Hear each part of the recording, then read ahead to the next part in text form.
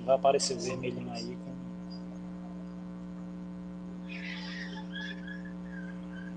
Ok. Ok, estamos ao vivo agora, né? Para gravar também.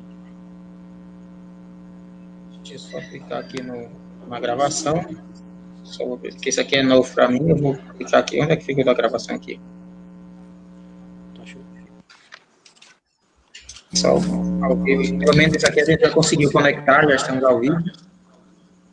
É só botar para gravar aqui também, para que a gente possa depois fazer a nossa reprise nos canais do Instituto Voz Popular.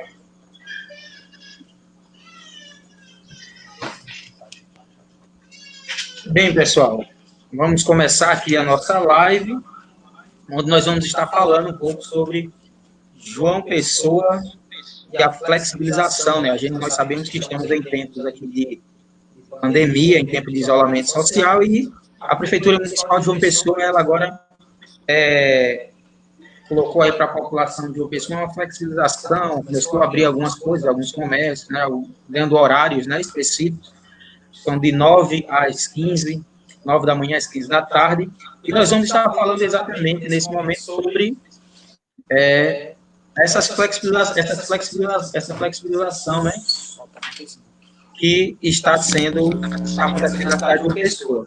Lembrando que essa é uma transmissão do Instituto Voz Popular, né, e nós estamos tendo uma transmissão agora direto no Facebook, tá bom? Nós estamos fazendo a transmissão pelo Facebook, mas logo em seguida nós estaremos também fazendo aqui a nossa retransmissão, estaremos retransmitindo aqui tudo isso que vai ser falado agora, tudo que vai ser debatido aqui esta noite. Nós vamos estar também passando uma reprise também em todas as nossas redes sociais, vamos estar passando no YouTube, vamos estar mais uma vez também passando no Facebook, no VK, no Twitter, no Periscope e no Twitch TV, tá bom? Então, nós também iremos estar reprisando tudo aquilo que nós vamos conversar aqui esta noite. Certo, pessoal? E eu me chamo Flávio Gomes, para vocês que ainda não me conhecem, eu me chamo Flávio Gomes, e nós estamos começando mais uma transmissão da Web TV Voz Popular, através do nosso site e nossas redes sociais, no momento apenas Facebook. E hoje nós teremos mais uma live, uma série de debates que o Instituto está realizando sobre este período de pandemia. O Instituto Voz Popular vem nesse período fazer várias lives para discutir os impactos do Covid-19 nas populações mais vulneráveis, principalmente dentro das comunidades, né? E hoje nós temos aqui dois convidados especiais, duas pessoas que literalmente representam a comunidade de Pessoa, tendo em vista que um dos nossos convidados, o especialista em gestão de desenvolvimento sustentável, Daniel Pereira, um dos líderes comunitários da comunidade São Rafael, e temos também aqui junto conosco esta noite o vereador do PT de João Pessoa, Marcos Henrique, lembrando que o vereador Marcos Henrique foi o único vereador que, durante o período de chuvas, ele trouxe aí um conforto, ele trouxe um auxílio, ele trouxe força para a comunidade de João Pessoa, e podemos dizer especificamente para a comunidade da qual faço parte, que é a comunidade São Rafael. Inclusive, Marcos, aproveitar com você que aquela foto sua, ela viralizou, viu? A foto que você está lá mostrando seus grupos lá, sem camisa, ajudando moradores, entrando lá na água. Quero parabenizar pelo trabalho que você tem feito aí junto com todas as comunidades. Você tem acompanhado o seu trabalho. Eu sei que realmente você é um vereador que se importa, principalmente com essa população. Ô, Flávio, mais vulnerável. Flávio, tua voz, ela tá com probleminha, sabe? Ela tá tendo um eco aí que tá dando Tá dando um eco aqui, né?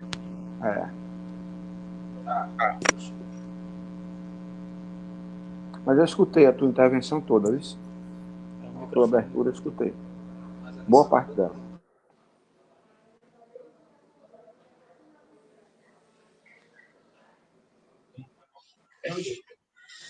Eu acho que deve ser pelo local que eu estou aqui, que deve dar... Não, mas ficou bom agora. Dar um eco aqui, né? Agora ficou bom.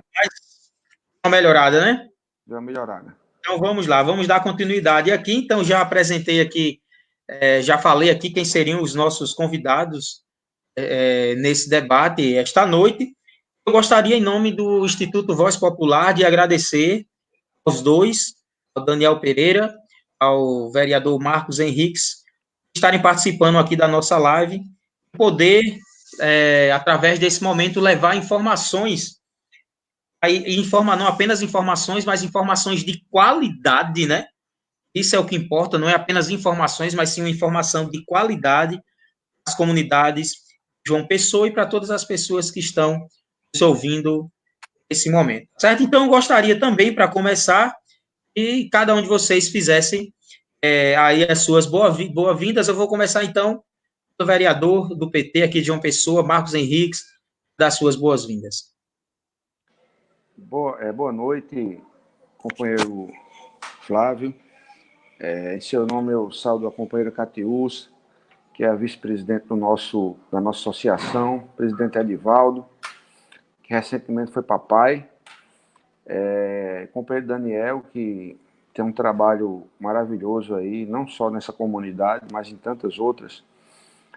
Vamos aí fazer um bom debate, temos aí tantos assuntos interessantes para poder abordar nesse momento e agradeço muito a vocês aí do Instituto Voz Popular o convite, me sinto muito honrado. Essa comunidade São Rafael é uma comunidade que eu tenho uma afinidade muito grande.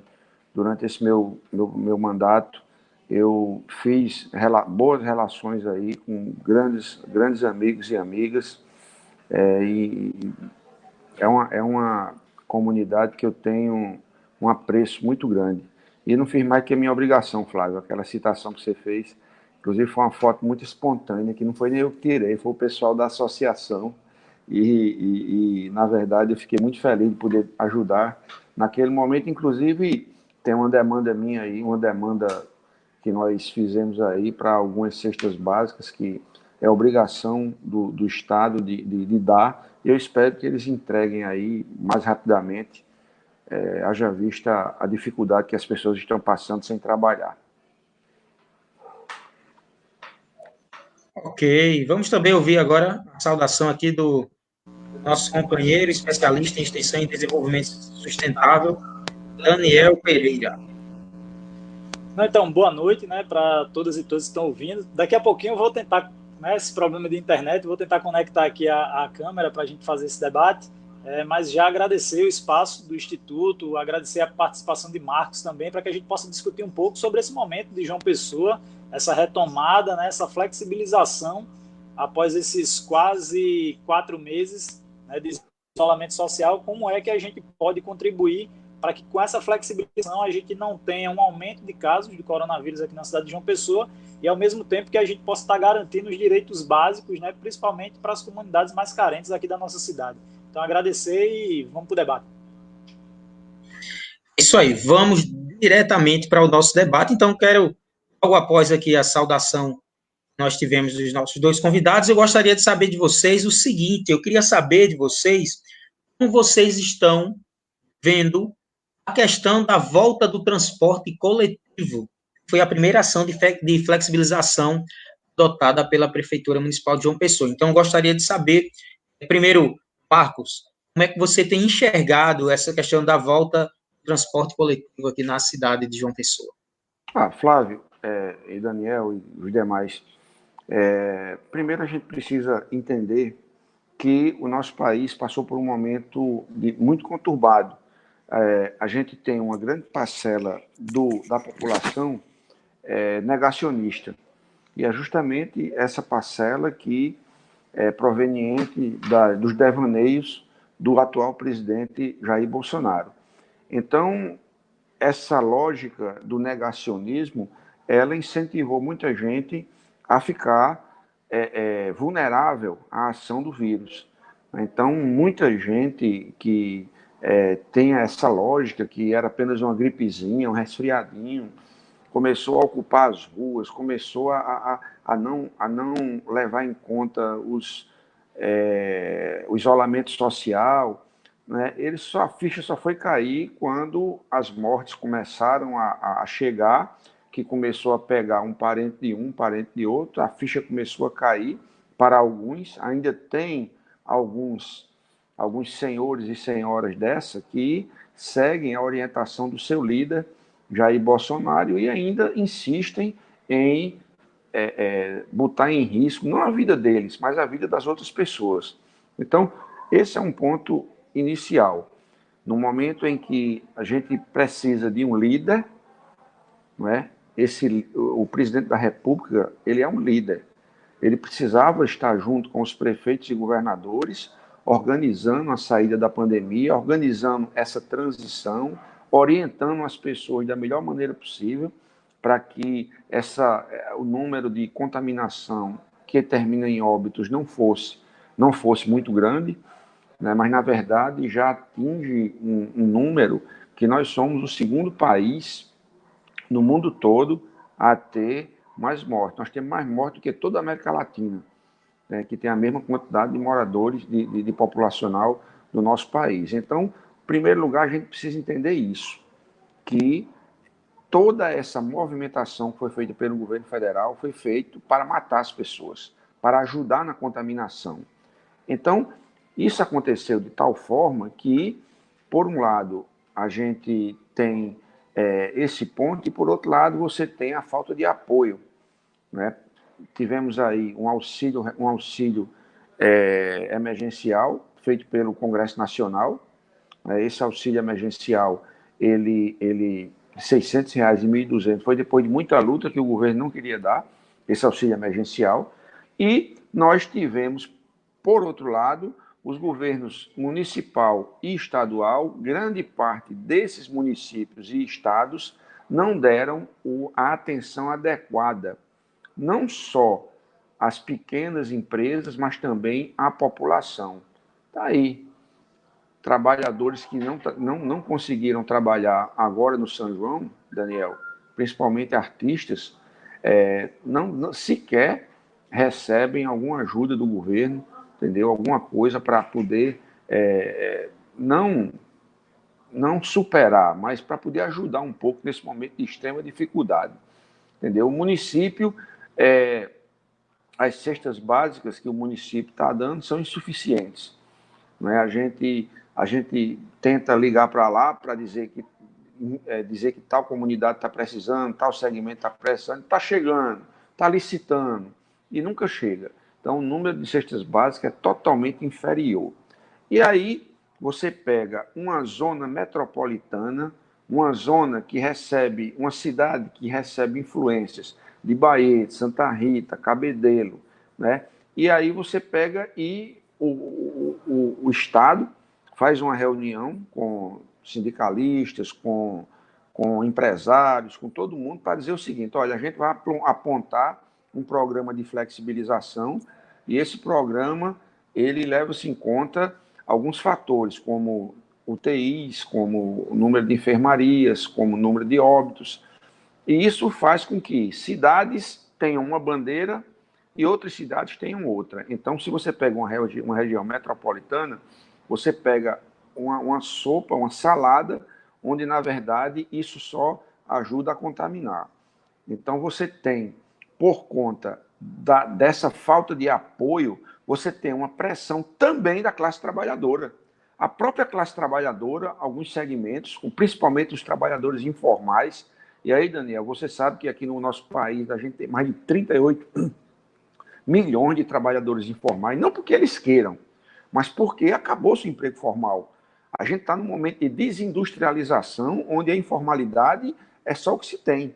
Então, esses trabalhadores informais também pressionam. Então, houve uma certa, vamos dizer assim, eu acredito que a pressão maior foi do poder econômico, e aí a gente tem, nesse momento, hoje, a partir de hoje, shoppings. E aí você me perguntou sobre o transporte coletivo, Flávio. Eu acho que é complicado você chegar e expor os trabalhadores a andarem em transportes coletivos, onde a gente sabe muito bem que não tem afastamento social, não tem um afastamento adequado, entendeu? Um transporte coletivo jamais ele vai deixar de pegar, ele vai ter, porque tem sido assim no Brasil todo. A gente vem acompanhando na televisão, certo? Você simplesmente tem os ônibus lotados. Então, não venham dizer que existe qualquer tipo de tentativa de separar as pessoas dentro de um transporte coletivo. Então, eu acho que começou tudo errado. Os outros países, você tinha 2 meses e meio já pegando para decair a curva. Aí você tem aqui no nosso país uma curva ascendente, depois de 4 meses de irresponsabilidade do governo Bolsonaro. Aí você vai para uma flexibilização forçada, porque o comércio está perdendo, os empresários estão cobrando, os trabalhadores, muitos deles não estão tendo o apoio do governo, nem os próprios empresários, microempresários, estão tendo linhas de crédito, certo? Então, isso faz com que a gente tenha uma anomalia, a gente tenha um programa de volta, né, um programa de retomada, onde, na verdade, não se está se respeitando nada, e o que Daniel falou é importante. Ele tocou aí no final da saudação dele, ele disse, a gente tem que ter cuidado, porque daqui a pouco vai acabar a gente tendo que voltar ao isolamento social, porque não está sendo feito de maneira adequada. Então, acho que o momento não é esse. Agora, tudo isso é fruto de um Estado que não dá a mão aos trabalhadores, não é? Nem Estado, nem município, entendeu? E também, quando eu falo Estado, eu digo no geral. E você tem também uma total falta de política, falta de liderança política, porque nós estamos sem rumo. O nosso país ele está sem rumo, e a gente tem um presidente que, ao invés de conduzir o nosso povo à saída dessa pandemia, ele está contribuindo para que as coisas fiquem mais dificultosas. Então, essa é a minha opinião, Flávio.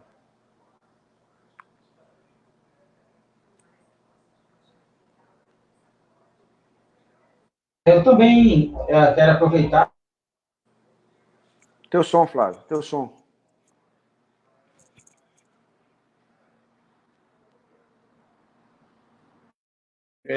Ok.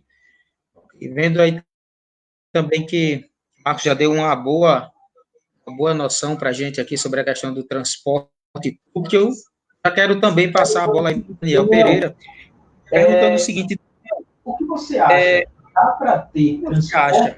para ter transporte coletivo com distanciamento? Do seu ponto de vista, na sua ótica, você consegue enxergar isso? Tem como ter um transporte coletivo com um distanciamento legal? Porque, por exemplo, fizeram marcações e a volta aí desse transporte coletivo, aí eles tomaram algumas medidas, marcações para fazer distanciamento entre as pessoas, 1,5 m, mas dentro dos ônibus a gente sabe que não dá para ter esse distanciamento, que a lotação ali das cadeiras, ela é permitida, se não me falha a memória, acho que mais de 12 pessoas podem ficar em pé, e o Marcos deixou bem claro aqui que o transporte coletivo ele se pega, né, porque é lucro, então ele vai acabar pegando essas pessoas que precisam transitar para trabalhar aqui na cidade de pessoas. Então, no seu ponto de vista, você acha que tem condições como usar o transporte coletivo com um distanciamento correto? Então, conseguem me ouvir aí, tranquilo? Tá, né? Agradecer mais uma vez, agora que eu apareci a tela, agradecer a Marcos também por essa participação aqui na discussão do Instituto Voz Popular. Quando a gente fala dessa questão do transporte coletivo, uma das coisas que preocupa demais, e isso já aconteceu em outros lugares do Brasil, e tiveram que voltar atrás porque não houve planejamento, e parece que em João Pessoa isso vai se repetir, infelizmente, uma coisa que a gente não queria, né? Que é o seguinte: você coloca, como o Flávio disse, distanciamento, foi feita marcação, se você passar ali no Parque da Lagoa, foi feita uma marcação no piso, no chão das paradas de ônibus, de 1,5 m. Mas aí, Marcos, fica aquela questão, como é que você libera 1,5 m no chão das paradas, mas dentro do ônibus você vai sentar do lado do outro aqui, ó, na cadeira, que é muito apertado. E além de ter todas as cadeiras podendo ser ocupadas dentro do ônibus, você ainda libera, como o Flávio colocou, para mais 12 pessoas em pé. Então, quem é que garante que você vai ter distanciamento social numa situação dessa, porque aquela cadeira ela é extremamente apertada no ônibus. E aí vem a preocupação.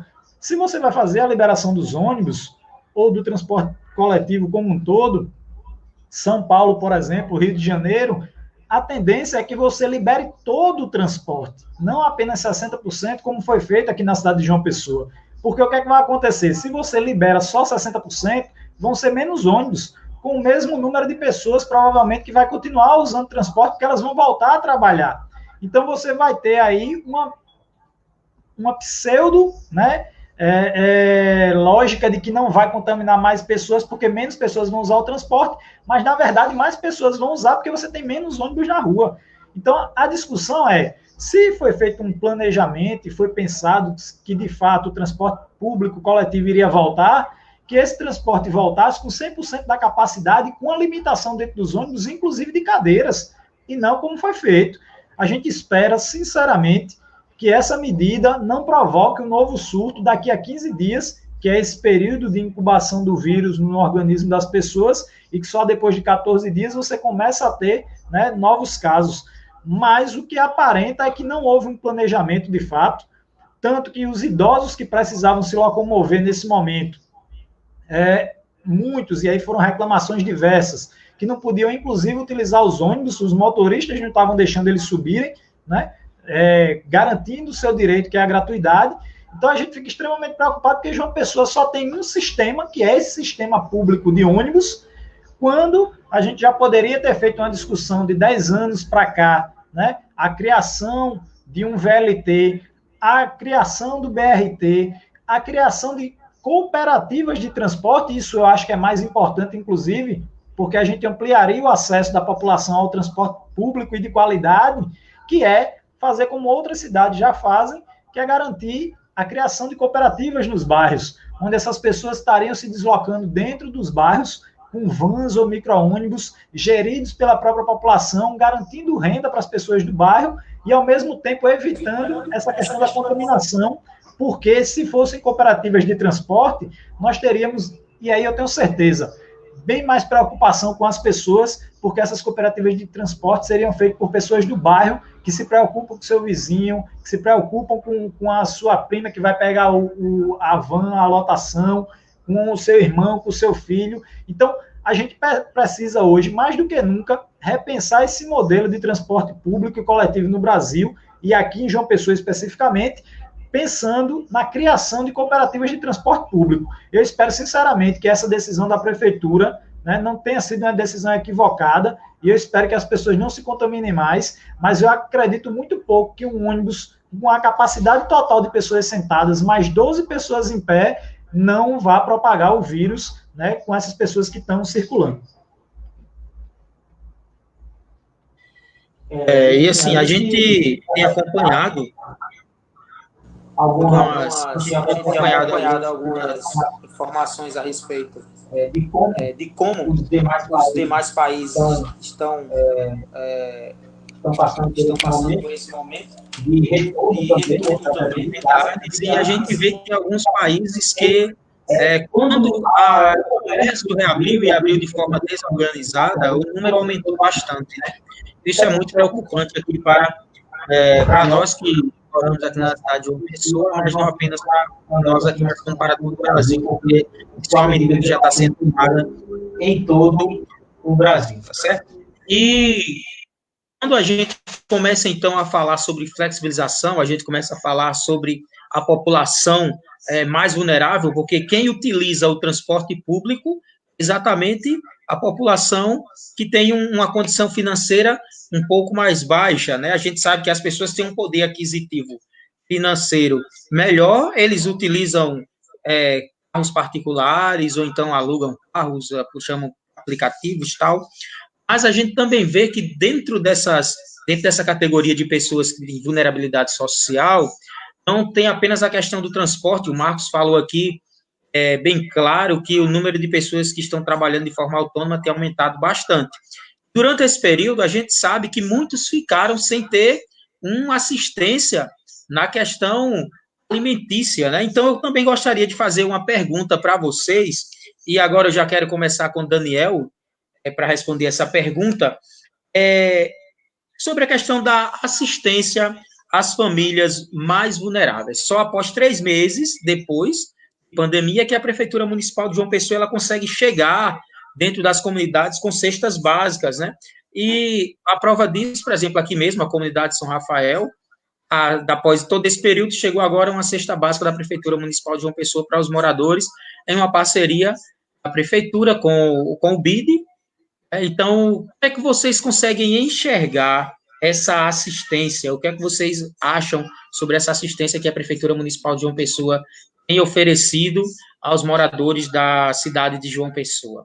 Daniel, queria começar com você, com essa resposta, e logo em seguida, Marcos também fala um pouco sobre isso.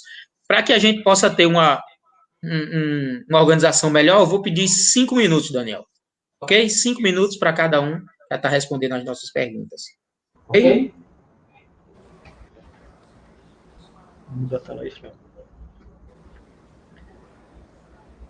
Pronto. Então, eu acho que uma das coisas mais nítidas que ficou nessa pandemia foi que nenhum governo estava preparado para enfrentar um momento como esse. E aí, reflexo disso também foi aqui na cidade de João Pessoa. Nós passamos 3 meses, como o Flávio colocou, quase 4 meses, para que a Prefeitura Municipal de João Pessoa pudesse disponibilizar cestas básicas, uma cesta básica, para os moradores da comunidade de São Rafael.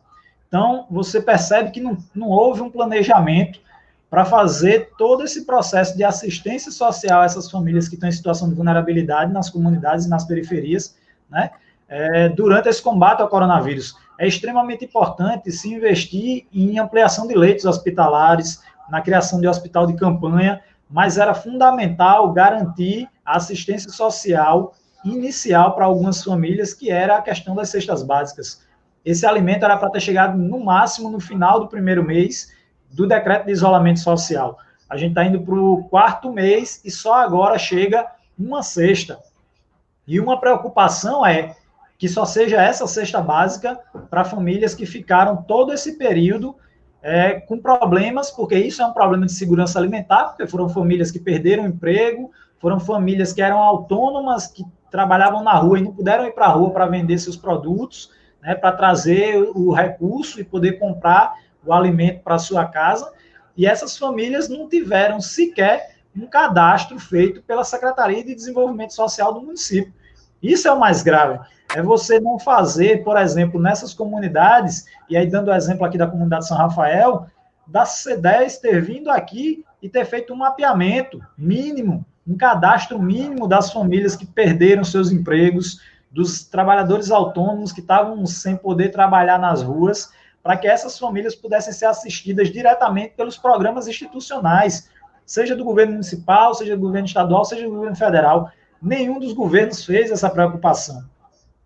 O governo do estado, através da Secretaria de Educação, também veio fazer a entrega das cestas básicas há uma semana atrás.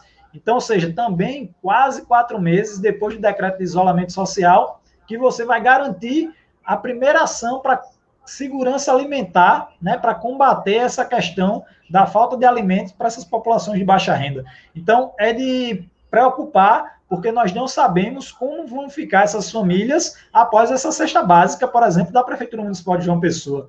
Se não fosse o Instituto Voz Popular aqui na comunidade de São Rafael, através de parcerias com a CUFA, com o Mesa Brasil do SESC, com o MLB, o Movimento de Luta nos Bairros, Vilas e Favelas, distribuindo mais de 6 toneladas de alimentos, as pessoas da São Rafael só teriam recebido agora uma cesta básica da Secretaria.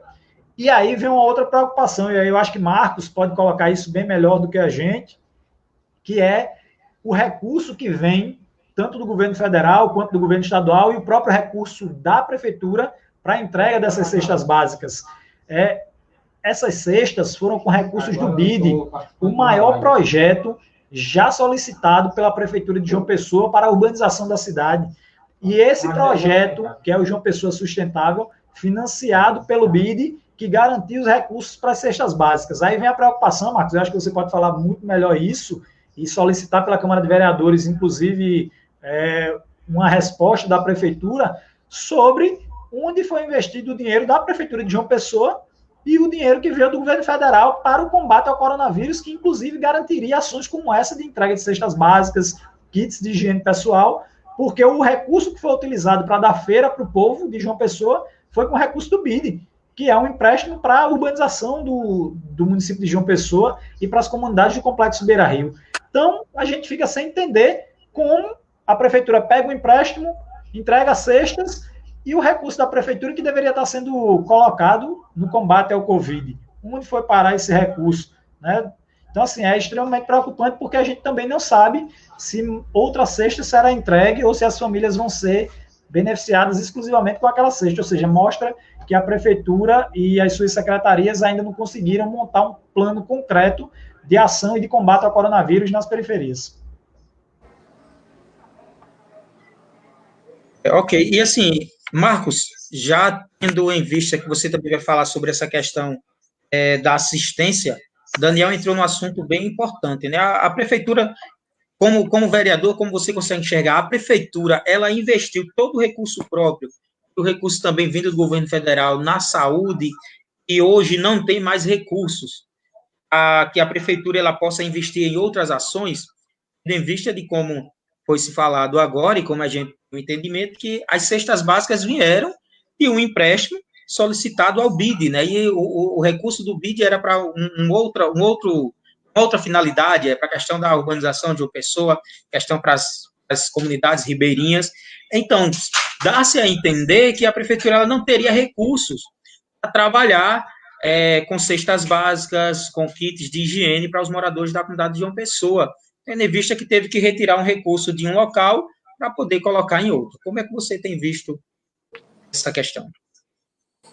Flávio, primeiro eu queria dizer aí a Daniel, que falou sobre a história da Cooperativa de Transportes Públicos. Eu ingressei com um projeto de lei, Daniel, porque o que é que está acontecendo na nossa cidade?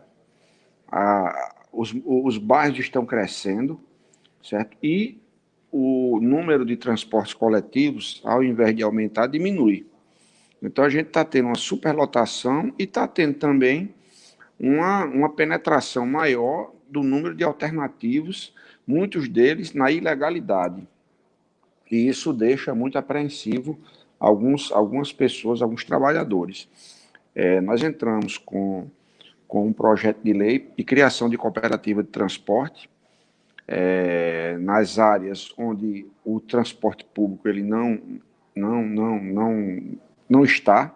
Você pega, por exemplo, ali no bairro das Indústrias, foi entregue lá um imóvel, uns apartamentos, 900 famílias cresceram, teve um aumento de 900 famílias e não tem a contrapartida parte do transporte coletivo.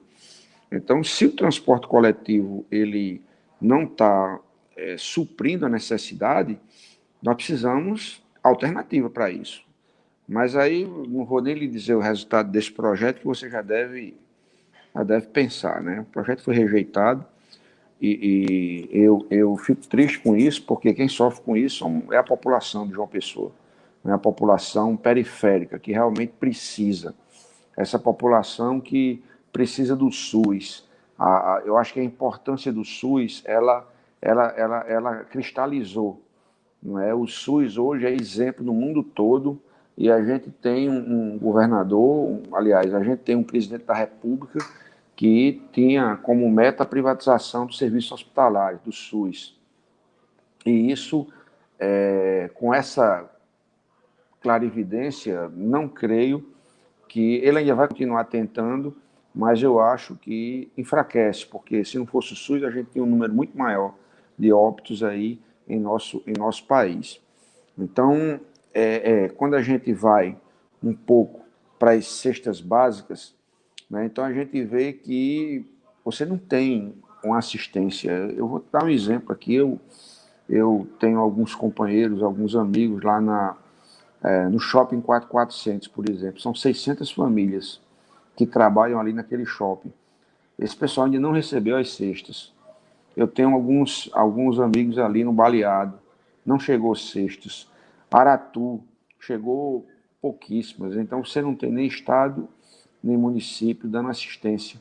Né? O Estado não tem um mapeamento, e eu acho que Daniel colocou um ponto muito importante, que é a questão do cadastro. você não tem, você percebe que você tem apenas o Bolsa Família. Agora, no nosso país, hoje, existe uma transformação muito grande da mão de obra. Essa mão de obra, hoje você tem um país que está sendo governado para 10% da população, não é? E a gente tem o número de informalidade, de informais aumentado, e você tem o número de trabalhadores com carteira assinada com redução de direitos. Então, a renda cai, a vulnerabilidade social aumenta. E eu acho que isso faz com que a gente tenha uma vulnerabilidade social maior. Aí você recebe dinheiro, não tem acompanhamento, porque a gente entrou também com um projeto, não foi de minha autoria, mas a gente queria criar uma comissão na Câmara Municipal para acompanhamento dos recursos vindo da União e vindo também de parcerias, né, de empréstimos, e não conseguimos instalar uma comissão de acompanhamento, né, porque se a gestão ela é transparente, ela não ia se incomodar de a gente poder, pelo menos, estar recebendo essas informações para poder dar fé ao povo que os dinheiros estão sendo empregados de maneira adequada. Certo? Então, a gente tem, de um lado, essa falta de acompanhamento, e você tem alguns hospitais que foram criados, hospitais de campanha, que nesse momento, que dizem que está baixando o número de óbitos, está baixando o número de contaminados. Mas, em contrapartida, você tem uma fila para cirurgias imensa, seja ele de qualquer tipo de patologia ou de algum tipo de problema. E você, nesse momento, podia zerar, né? A gente poderia dar uma assistência maior, e já se fala em acabar, tanto o Estado quanto o município, já se fala em acabar com esses hospitais. Então, eu fico triste com isso, porque a gente não está podendo opinar, a gente está podendo fazer isso, debater aqui com a sociedade, numa live, dar uma entrevista numa TV, lastimar, lamentar. Agora, eu acho que a população ela precisa ser mais proativa. A população ela precisa começar a tocar o dedo na ferida, cobrar da gestão pública municipal transparência, que não está tendo, né? Pelo menos a gente não está tendo, não tem nenhum tipo de prestação de contas, né? Mas essa questão do BID, vamos sim pedir ao Ministério Público, já estou me comprometendo aqui com vocês para ingressar aí no Ministério Público para um pedido de informação, que é uma vergonha isso. A gente poderia muito bem, como vereador, estar pedindo, mas os requerimentos que os vereadores colocam lá, entra para um lado, sai para o outro, não existe uma efetividade de cumprimento. Mas aí é uma vergonha a gente ter que estar suscitando um órgão fiscalizador para obter informação. Mas se eles querem desse jeito, vai ser desse jeito. E nós, amanhã, ainda essa semana, estaremos suscitando o Ministério Público para poder nos ajudar nessa fiscalização.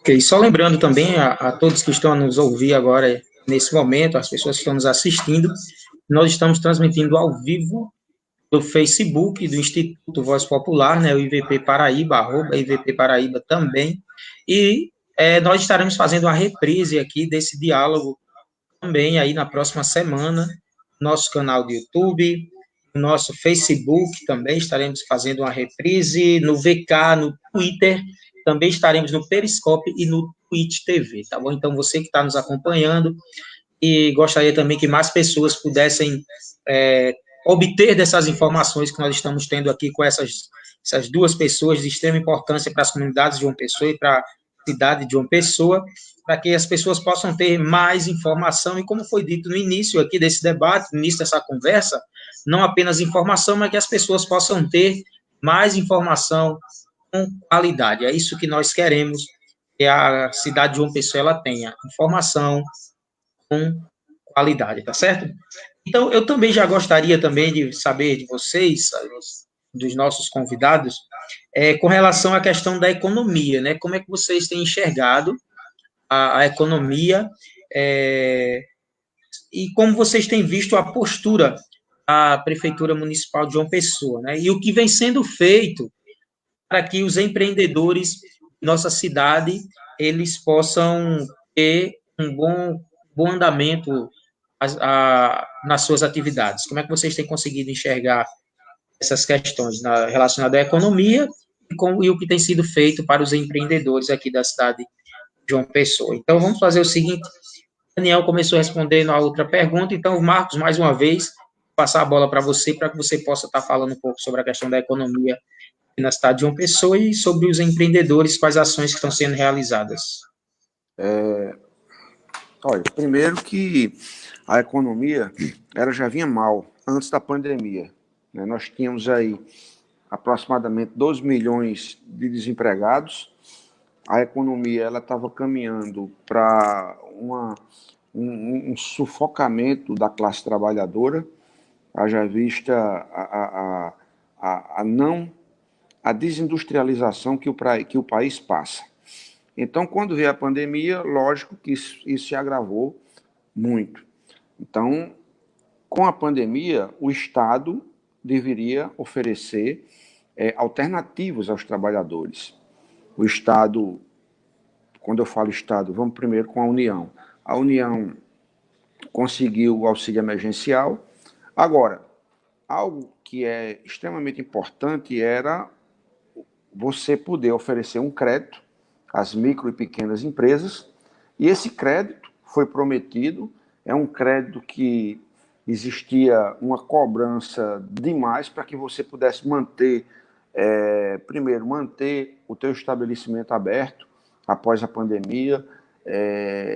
Isso esbarrou na burocracia. Né? Ninguém consegue um crédito nos bancos públicos. Os empresários, pequenos e microempresários, eles estão lastimando porque não tem... Primeiro, você tem um cadastro totalmente dificultoso. Para você poder ter direito ao crédito, você tem que ter... nesse momento, você tem que eliminar uma série de restrições. E não foi eliminado. Não foi eliminado. Você não tem direito a esse crédito. Difícil ter uma empresa que tenha direito ao crédito. Os juros ainda com juros, certo? Ainda com juros. Então, como é que você vai fazer com que a economia ela possa voltar? Se você não tem crédito para os micro e pequenos, se você tem uma população fragilizada, porque as políticas durante a pandemia não ocorreram, tem pessoas que até hoje não receberam nada, não tem auxílio, não tem nenhum tipo de auxílio que possa... Tá aí os músicos querendo auxílio, até os trabalhadores da área de saúde tiveram um auxílio mínimo e mesmo assim discriminando outras parcelas significativas. Então, a gente vai ter um momento muito difícil aqui no nosso país. E eu conversando com alguns economistas, coincidentemente, eles apresentaram alguma alternativa da economia solidária, daquela economia que Daniel pode até falar mais do que eu, mas aquela economia que vai girar dentro do bairro, que vai girar na localidade. Isso é uma forma importante que eu acho que, para você fazer uma região crescer todo mundo junto, a gente precisa, nesse momento, privilegiar determinadas regiões. Todas as regiões têm que fazer a sua própria economia girar. É o que a gente chama de economia solidária. Aí a gente tem aquele dinheiro, aquela forma que vocês me apresentaram quando eu estive fazendo a visita à comunidade São Rafael, a forma solidária de você poder distribuir papéis, de você poder distribuir uma forma de uma nota, uma moeda que funciona dentro da comunidade, certo? Com padarias, com mercearias. Então, essa é uma forma que eu acho que vai ajudar muito a economia, certo? Porque a fase que vem pós-pandemia, segundo alguns economistas, vai ser uma fase muito difícil, uma fase de privações, uma fase de desemprego, porque nós tivemos aí quase 3 milhões de desempregados de 3 meses para cá, muitos desempregados,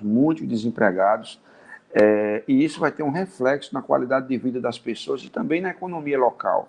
Então, as alternativas, a forma de você reinventar, ela precisa ser colocada, e eu acho que primeiro, o governo, seja ele estadual, federal ou municipal, precisa se abrir Ele precisa ter uma linha de crédito que seja desburocratizada para que os pequenos e microempresas possam pegar. E aí a gente precisa... eu não vejo uma grande perspectiva, Daniel, porque a forma como o Brasil está sendo gerido é uma forma que estimula a desindustrialização, estimula a informalidade, né? Agora mesmo você viu o projeto de lei, a MP 881, MP da liberdade econômica, é uma MP que bota o trabalhador para trabalhar sábado, domingo, sem direito ao FGTS.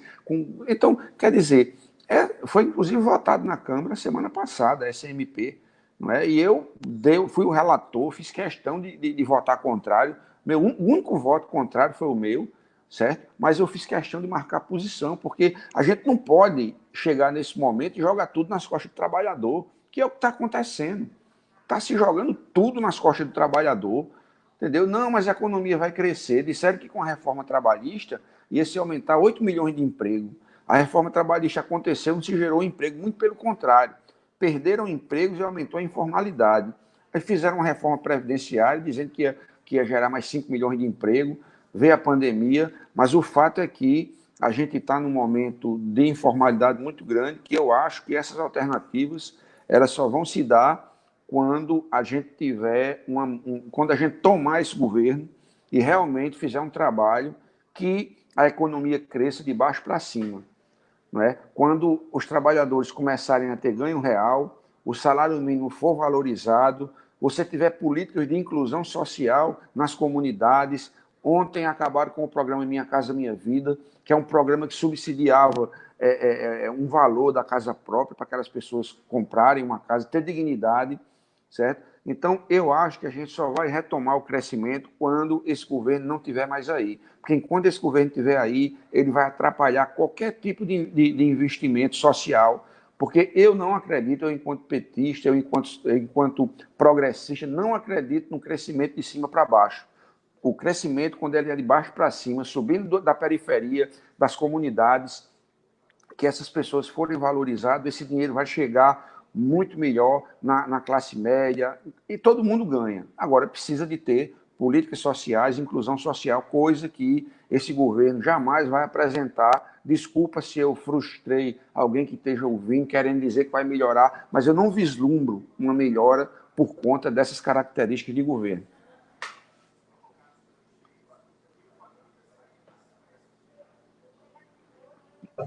Ok, então, Daniel, agora eu gostaria também de escutar um pouco aí daquilo que você pensa a respeito da economia, né, como você enxerga a postura da Prefeitura Municipal de João Pessoa e também sobre a questão dos empreendedores, né, como você tem enxergado aqui as ações, aquilo que tem sido feito para que os empreendedores de nossa cidade eles possam conseguir manter suas atividades. Uma das coisas, eu acho que uma das coisas que ficaram nítidas também nessa pandemia foi que esse modelo capitalista ele não funciona mais, né? É um modelo vencido e que nós precisamos refletir sobre qual modelo econômico nós queremos a partir de agora para a sociedade. Nessa perspectiva, como o Marcos colocou, a economia solidária se coloca como não mais uma alternativa, mas como uma ação concreta de um novo modelo econômico preocupado na pessoa, no cidadão, no indivíduo, e não no lucro, não no dinheiro, no capital. Esse momento ficou claro que, por exemplo, se você tem muito dinheiro, você consegue sobreviver.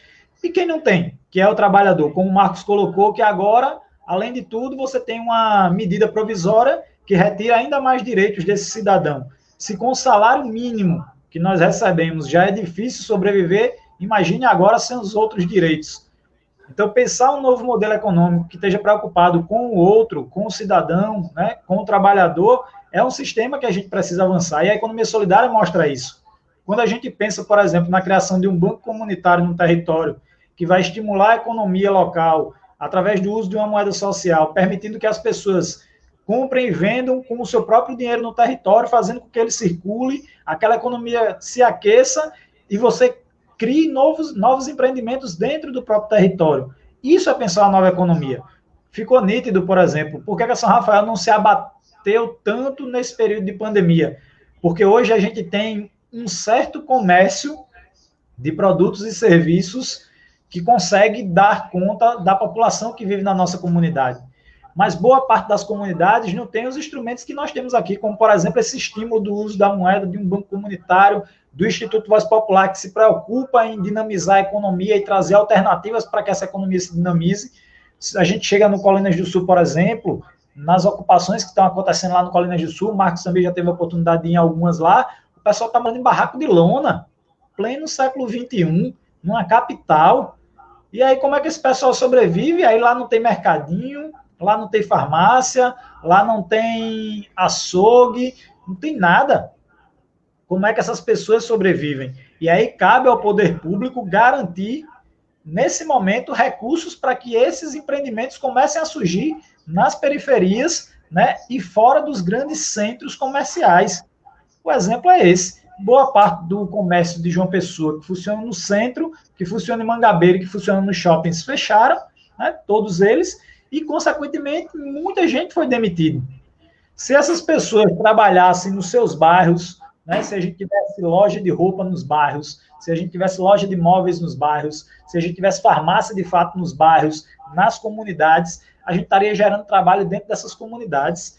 A gente não teria tido um fluxo de desempregados tão alto como foi esse, porque não existe uma política que se preocupe, de novo, com o ser humano, se preocupa com o lucro. E o lucro diz que onde você tem que abrir um negócio é onde já tem um centro comercial. É lá no centro de João Pessoa, são nos shoppings, é naquela região de Mangabeira, né, o maior bairro de João Pessoa. Mas é fundamental que a gente descentralize essas ações comerciais de serviços para os outros bairros e principalmente para as comunidades, para que a gente faça com que várias microeconomias, num momento como esse, garantam a macroeconomia. Como eu coloquei, tem outras comunidades que estão passando situações extremamente difíceis, porque dentro da sua comunidade não tem empreendimentos como nós temos aqui na comunidade São Rafael. Se nós não tivéssemos experiências como essa, boa parte desses empreendedores agora estavam em situações extremamente difíceis. Se nós do Instituto Voz Popular, na época, com o Banco Comunitário, não tivéssemos ajudado vários desses empreendedores a se formalizarem, hoje eles estariam numa situação ainda pior, Marcos. Porque pelo menos estando hoje formalizados, se um deles fica doente, se um deles não consegue trabalhar, eles vão garantir sua assistência social, porque eles hoje são formalizados como microempreendedores individuais, por exemplo. Mas isso não foi uma ação da Prefeitura de João Pessoa, isso não foi uma ação do governo do Estado, isso não foi uma ação do governo federal, foi um estímulo do Banco Comunitário dentro da comunidade que está preocupado com as pessoas para que elas possam garantir o desenvolvimento do seu território e, consequentemente, fazer com que todo o território se beneficie. Você não tem, por exemplo, o corte total agora das dívidas de quem pegou empréstimo junto à Prefeitura, por exemplo, com o Banco Cidadão, e dizer, a gente só volta esse empréstimo de fato a partir do fim da pandemia total, e isso de forma muito diluída nas parcelas que por aí virão, né? Ao mesmo tempo, você não abriu novas linhas de financiamento para novos empreendedores, nesse momento, garantirem o consumo. Se nós tivéssemos, por exemplo, bancos comunitários dentro das comunidades, a gente teria esses bancos comunitários emprestando para o consumo dentro do território, porque nesse momento eu tenho que emprestar para quem compra. Entende? Eu tenho que emprestar para as empresas? Tenho, mas eu tenho que prioritariamente emprestar para quem consome. Porque se eu estou lá com um monte de gente desempregada, sem renda, como é que esses caras que têm a empresa, que têm o mercadinho, que têm a farmácia, que têm a padaria, vão vender produtos, Marco? Me diga uma coisa dessa. É a lógica do consumo que Lula, na época, como presidente, fez para o Brasil, isentando várias taxas e garantindo que o consumo fosse aquecido. Nesse momento, o que a gente precisa é garantir dinheiro na mão das pessoas que vão comprar, para que aí ela dê condição da pessoa que é empresária, que tem um mercadinho, ou a padaria, ou a farmácia, consiga vender. Porque não adianta dar dinheiro para ele comprar mercadoria se não tem quem compre. Vai ser também uma perca de tempo. E aí, nesse sentido, a experiência de economia solidária com a moeda social, com o Banco Comunitário estimulando esse consumo interno, faria com que a gente hoje não tivesse uma massa de desempregados e uma massa falida de boa parte das empresas, como a gente está tendo hoje, porque a gente estimula o consumo interno naquele território, fazendo com que as pessoas entendam a importância de comprar localmente e fortalecer as microeconomias. Porque, de novo, para a Mangabeira, para o centro, para os shoppings, o comércio parou, vai todo mundo desempregado. Se isso tivesse fortalecido nos outros bairros e nas comunidades, a gente não estaria passando por isso. Mas isso também cabe ao poder público, Não dá para que nós, quanto comunitário, possamos fazer isso aqui na comunidade de São Rafael, mas você não tem isso nas outras comunidades. Como é que a cidade de João Pessoa fica? A gente precisa ter uma política econômica partindo da prefeitura municipal que garanta crédito para consumo para essa população de baixa renda, para que ela possa estimular esse consumo e manter minimamente o que as pessoas hoje estão precisando, que é a economia fortalecida minimamente, porque a gente sabe que também não vai voltar 100%, porque a pandemia é bem maior, né, no seu contexto como um todo, na interferência dentro da economia. Mas já era um alívio nesse momento, onde as pessoas estão perdendo emprego, os comerciantes estão fechando as portas, porque ninguém tem dinheiro. E aí corre o risco do governo federal, que também é um dos governos, não sabe o que fazer, da política de combate ao coronavírus, querer imprimir mais moeda, sem que essa moeda tenha um lastro real, de fato, e a gente empurre mais dinheiro, e daqui a pouco a gente tem um processo inflacionário pior do que a gente teve na década de 80. Então é inadmissível que a gente corra esse risco, podendo estimular a economia dentro dos territórios, com práticas como essa do Banco Comunitário das Moedas Sociais, ao invés de tentar imprimir mais real, que vai se desvalorizar e depois vai gerar uma crise ainda pior, né? Então, assim, a gente fica extremamente receoso porque o governo do Estado, o governo federal e a prefeitura não tem uma política concreta de investimento ao empréstimo para consumo local nessas comunidades e nessas periferias da cidade de João Pessoa, né? Daniel falou aí sobre a questão da economia solidária, lembrando aí também que o Instituto Voz Popular já fez lives, né, falando um pouco sobre economia solidária, falando sobre bancos comunitários, fundos rotativos. Então, depois, se você quiser saber um pouco mais sobre a economia solidária, você pode estar entrando aí nas redes sociais do IVP Paraíba, do Instituto Voz Popular, e você vai aprender, você vai saber um pouco mais sobre a economia solidária, né? Assim, eu particularmente, hoje eu estou com 36 anos, e quando criança eu fui atendido por um projeto social aqui na comunidade de São Rafael. Era um projeto que tinha uma parceria com a Igreja do Nazareno e a Compassion. E eu sei o quanto esse projeto social, que hoje o Instituto Voz Popular ele está à frente desse projeto, hoje eu sei o quanto esse projeto ele fez a diferença na minha vida, e eu sei também o quanto ele fez a diferença na vida de outras pessoas que moram aqui na comunidade de São Rafael. Recentemente eu estava conversando com uma mãe aqui da comunidade, e ela foi bem clara, ela disse, olha, se não fosse o projeto que a instituição tem aqui dentro da comunidade, como é que eu poderia trabalhar, sabendo que quando meu filho chegasse da escola, ele ia ter que ficar em casa, mas eu não sei realmente se ele ficaria em casa, se ele iria ficar na rua, aprendendo muitas vezes algo que não vem. E a gente vê, então, que as organizações sociais, elas têm um fator importantíssimo para a cidade de João Pessoa, principalmente para as comunidades de João Pessoa. Eu gostaria de saber de vocês como é que vocês enxergam o apoio às organizações sociais da C10, da Prefeitura Municipal de João Pessoa, tendo em vista que a gente falou aqui já recentemente sobre cestas básicas, que após 3 meses, quase 4 meses, é que a Prefeitura Municipal de João Pessoa chegou com uma cesta básica. Mas durante esses 3 meses anteriores, essa cesta básica chegasse às comunidades, eram essas organizações que estavam dando suporte, que estavam dando apoio e que ainda estão dentro das comunidades. Aí eu moro na São Rafael, então posso falar isso veementemente. Durante esses 3 meses aí, antes da prefeitura chegar, o Instituto Voz Popular, juntamente com a Associação dos Moradores, com alguns parceiros, a gente conseguiu entregar mais de 6 mil toneladas aqui de alimentos da comunidade. Só a Unimed forneceu quase 4.000 toneladas aqui, 4 toneladas, quase 4 toneladas para aqui, para a comunidade São Rafael. Então, a gente vê o papel das organizações sociais, o quanto elas são importantes nas comunidades, e principalmente nesse período aqui de pandemia. Então, eu queria saber como é que vocês têm enxergado o apoio da Prefeitura, o apoio da C10 às organizações sociais. Gostaria de saber como é que vocês têm visto isso, tendo em vista que hoje a gente tem um parlamentar, temos aqui um vereador junto conosco, que está diretamente ali dentro da Câmara, lutando, e a gente vê, muitas vezes, que Marcos a gente consegue enxergar por diversas vezes que Marcos muitas vezes está sozinho em uma luta, como por exemplo essa agora, né? A liberdade, que liberdade é essa que a gente tem que trabalhar sábado, domingo, feriado? Isso não é liberdade, foi o único voto contrário.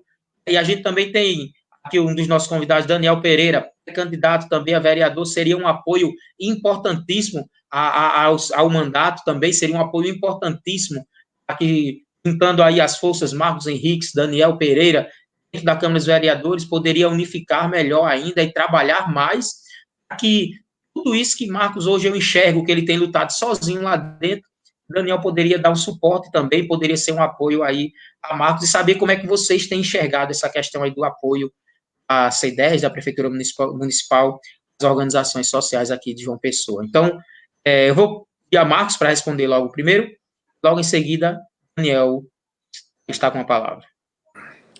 Bem, primeiro, assim, fazendo justiça um pouco, Flávio, dentro das discussões polêmicas, a companheira Sandra Marrocos, ela tem se juntado a essa linha nossa progressista, para a gente poder fazer justiça, né?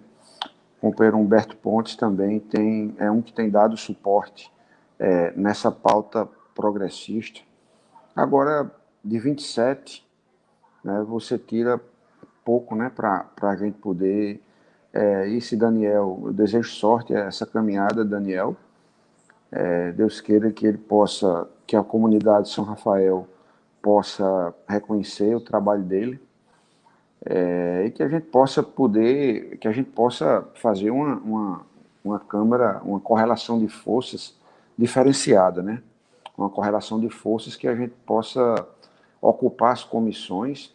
Eu tenho 17 projetos para melhoria do transporte coletivo, para cobrador, para motorista não fazer trabalho de cobrador, para o ônibus ele ter o seu lado social aos domingos, não cobrar passagem, para o desempregado não pagar. Eu tenho vários projetos.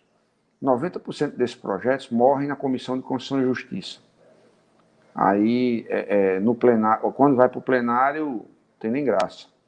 Então, eu acho que uma visão progressista melhora muito a correlação de forças na Câmara, não é? Porque eu acho que eu defendo também o empresário, o micro e pequeno empreendedor, o empreendedorismo. Agora, eu tenho a concepção que você tem que ter uma divisão. Você não pode chegar e jogar tudo nas costas do trabalhador, entendeu? Cada um tem que ter suas responsabilidades. E eu fico muito indignado quando eu vejo projetos como esse, que da semana passada, da liberdade econômica, que é para ferrar o trabalhador. Liberdade econômica para você facilitar a vida para o empresário, ótimo. Agora, por que não tira do Estado? Por que não tem um projetozinho que visa uma mão do Estado sobre isso? Mas não, é sempre para tirar do trabalhador. Sempre para o trabalhador não ter direito a isso, não ter direito àquilo, para gerar competitividade. Então, não concordo com essa tese, nunca concordei, enquanto sindicalista, dos sindicatos bancários, enquanto cotista, em nenhum momento eu defendi perda de direitos, que eu me lembro que em 2010, na administração petista, nós tínhamos 4% de desemprego, de desempregados. Nós vivíamos no pleno emprego. 4% é pleno emprego, a gente tinha 4,3%. Você escolhia o que é que você queria trabalhar, entendeu? Porque naquele momento você tinha uma distribuição, você tinha oportunidade, você tinha dignidade, você tinha políticas públicas que geravam emprego, você tinha o Minha Casa Minha Vida, como vou repetir, porque eu acho que é um programa mais completo que tem, porque o Estado, ele chegava e dava um valor, e o outro valor, o complemento, você dividia em 300 meses, você adquiria sua casa pagando 50, 60 reais por mês, a prestação. E você geraria muito emprego na construção civil. E aí a gente viu que o Brasil estava progredindo. Mas só que veio a Operação Lava Jato, acabou com a construção civil, acabou com a construção naval, acabou com tudo, certo? E está aí, os verdadeiros bandidos foram nem indiciados. Então, esse falso pretexto, entendeu? Acabou com a nossa economia. Então, eu acho que a C10, nesse contexto, ela tem uma importância muito grande, que a C10 aqui é detentora dos locais que têm vulnerabilidade social. A C10 é detentora dos conceitos importantes para que a gente possa discutir. Hoje, por exemplo, o Estatuto da Criança e Adolescente está fazendo 30 anos, está completando 30 anos. Fiz uma live agora há pouco com as companheiras, hoje de manhã também participei.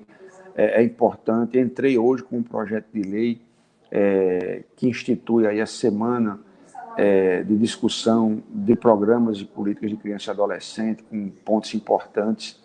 Então, a C10 ela é extremamente importante, né?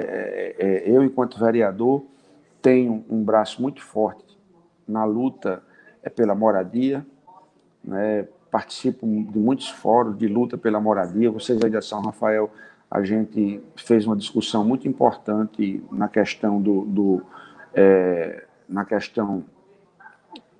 João Pessoa Sustentável, né? Não, jamais eu virei as costas para os programas sociais e para a cobrança de políticas para moradia, para o Conselho Tutelar.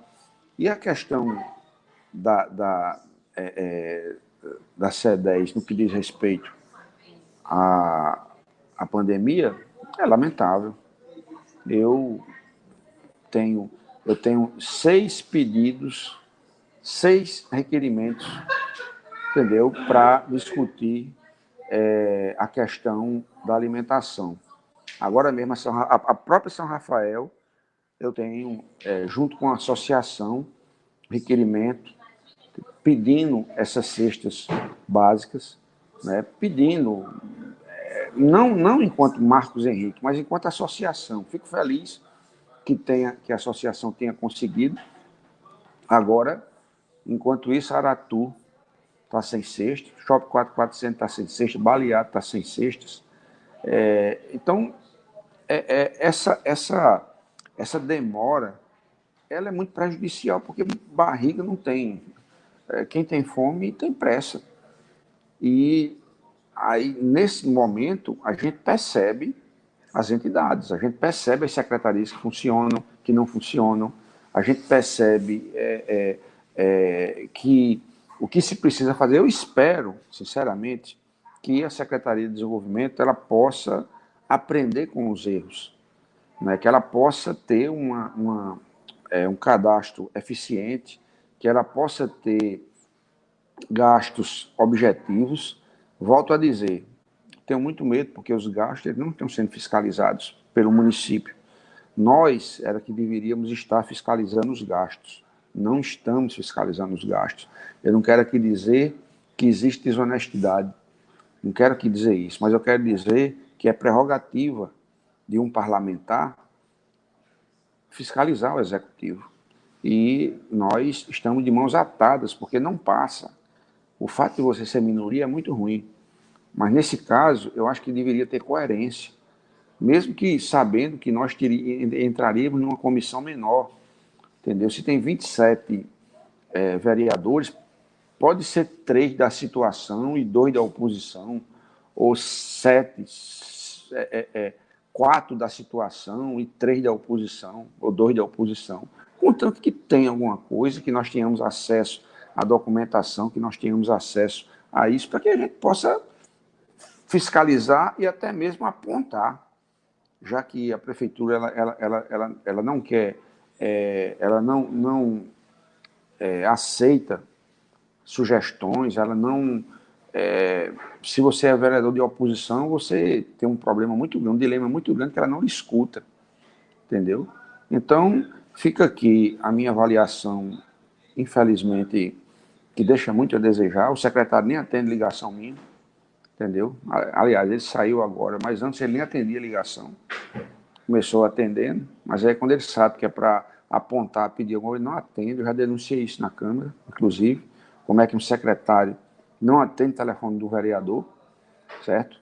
Mas essa é a cara, né, do governo, é a cara da C10. Eu não sei nem quem é que está lá agora, depois que o Diego saiu, entendeu? Mas espero que ele possa corrigir, né, e isso que está acontecendo na Secretaria de Desenvolvimento, que, na verdade, está deixando muito a desejar, enquanto isso as pessoas estão à míngua. Hoje quem está na C10, não me falha a memória, acho que é Vitor. Inclusive, a gente tem aqui o Instituto Voz Popular, né, que é uma instituição aqui na comunidade São Rafael, a Associação dos Moradores tem feito um trabalho belíssimo aqui na comunidade, inclusive essa gestão da associação até rua já conseguiu calçar aqui, né, fazer aquele concreto grosso para que uma das ruas aqui saísse da lama. E até então foi-se dito também que essa entrega de cestas básicas dentro das comunidades não teria nenhum tipo de parceria, né? Nenhuma organização até então, porque era uma ação da prefeitura. Aquela academia de ginástica que eu pedi para São Rafael já foi instalada? Não chegou. Até hoje a gente está esperando. Ela está comprada já. O secretário me garantiu que ia instalar. Agora isso era antes da pandemia, era em mês de março. Aí passou maio, abril, maio, junho, mas eu vou cobrar novamente. Entendeu? Eu, particularmente, tive uma reunião, na época, não era, hoje quem está também como secretário do OP, esqueci o nome agora do abençoado, eu estava até numa reunião com ele agora recentemente, mas na época estava na secretaria anteriormente, o Francisco, e o Francisco ele já tinha confirmado que a academia já estava lá, que viria, e eu tinha até feito essa questão, que tinha sido até uma demanda do gabinete, no gabinete do Marcos Henriques, tinha feito até essa questão, esse Francisco diálogo. Quer ter mais obra que o prefeito. No caso, essa academia da saúde, cavaram até buraco aqui, a gestão da associação anterior cavou até buraco aqui na praça, dizendo que era para instalar a academia de saúde. Até hoje, se o Instituto não tivesse feito uma limpeza na praça, tapado os buracos, estava lá o buraco até hoje, só não chegou. Aquela academia, ela é proveniente de uma emenda impositiva minha, que no final do ano passado houve um debate com os vereadores, porque aquelas emendas impositivas elas foram reapresentadas e vão começar a valer a partir de janeiro. Só que houve o compromisso da prefeitura, do prefeito Luciano Cartacho, de cumprir as emendas remanescentes. E eu coloquei a emenda da São Rafael como prioridade para mim. Ele disse, olha, não se preocupe que isso aí vai ser instalado. Entendeu? O prefeito me disse isso, ele não vai negar isso na minha frente. Agora, nós estamos esperando aqui essa academia. Voltando para a questão das organizações, por exemplo, como eu estava falando, até então, nas reuniões até do BID, né, que é a Instituto, a Associação dos Moradores, participou e participa das reuniões do projeto João Pessoa Sustentável, já que a comunidade São Rafael é uma das comunidades atingidas pelo projeto.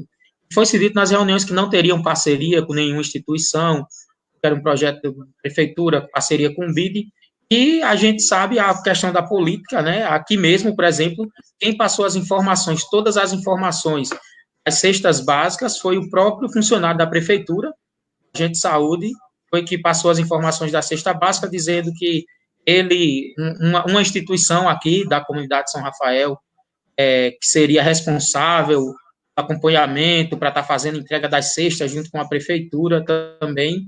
Então, assim, foi um pouco complicado, alguns moradores também se questionaram, né, porque isso era uma ação da prefeitura e que não era ação de nenhuma instituição aqui dentro, tendo em vista de que o próprio funcionário, ele cita que o próprio secretário da C10, o Victor, foi na residência do funcionário da prefeitura para poder passar todas as informações de como seria o processo da cesta básica. Então, a gente vê que não foi algo prefeitura e comunidade, né? Infelizmente, teve um próprio, digamos assim, um próprio redemoinho ali entre prefeitura e funcionários da prefeitura dentro da comunidade de São Rafael.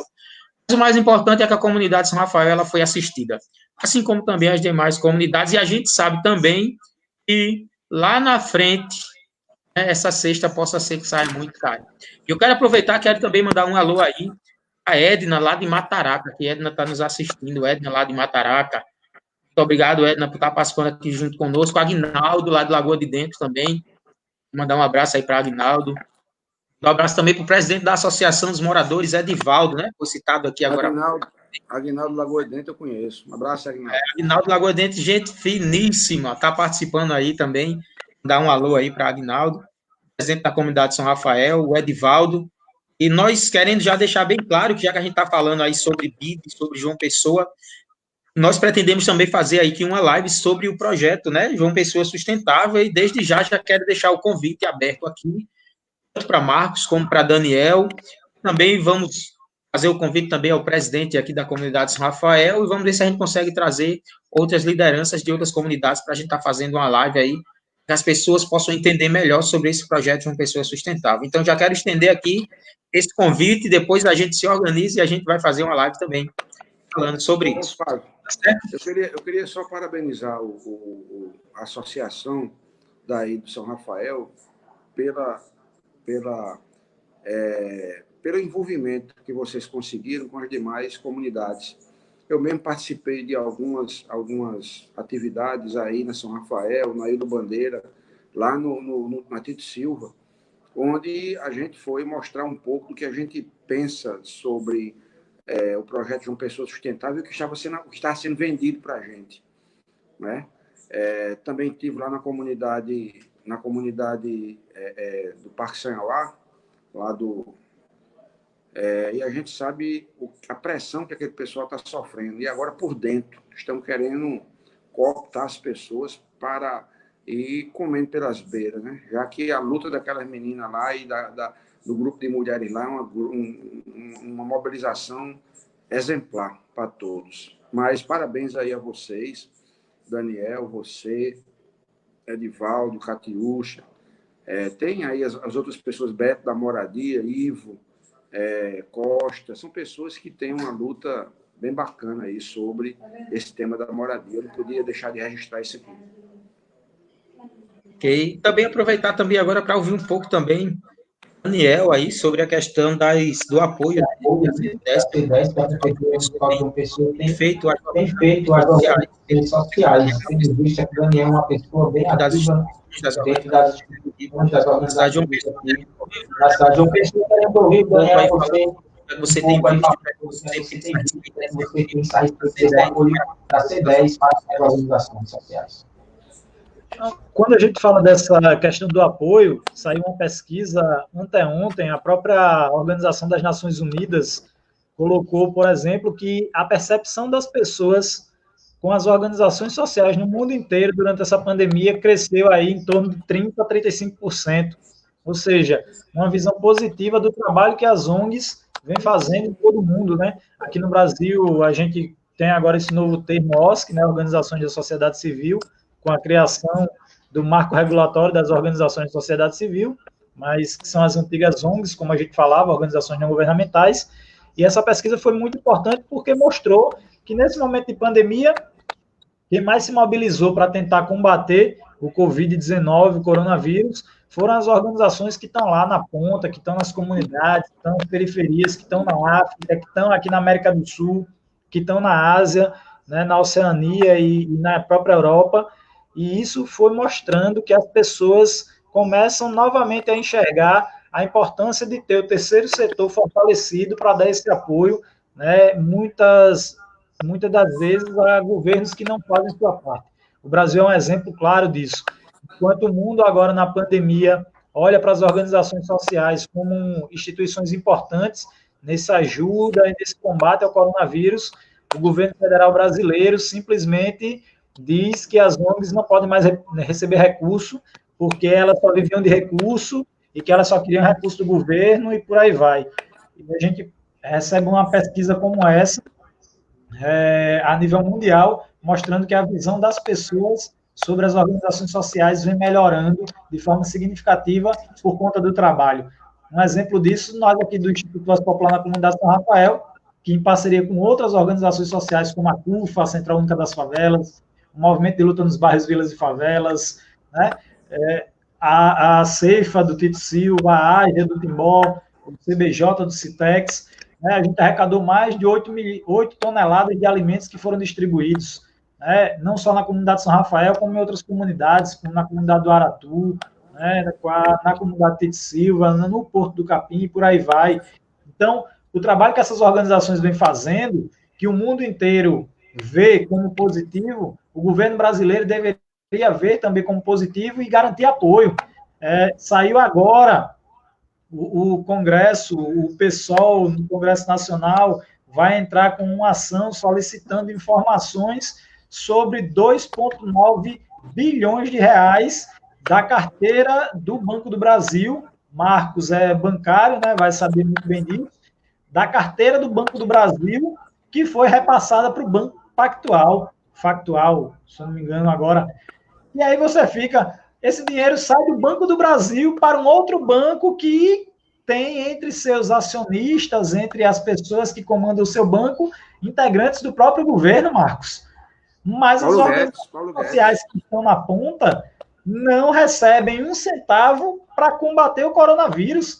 E aí, ao invés de chegar recurso, por exemplo, aqui no Instituto Voz Popular, para ser investido, por exemplo, como crédito através de moeda social para estimular o consumo local, você envia recursos do banco público, que é o Banco do Brasil, para um banco privado, para que ele faça, a gente não sabe o quê, né? Porque ele vai pegar parte desse recurso e ele vai dizer como vai utilizar.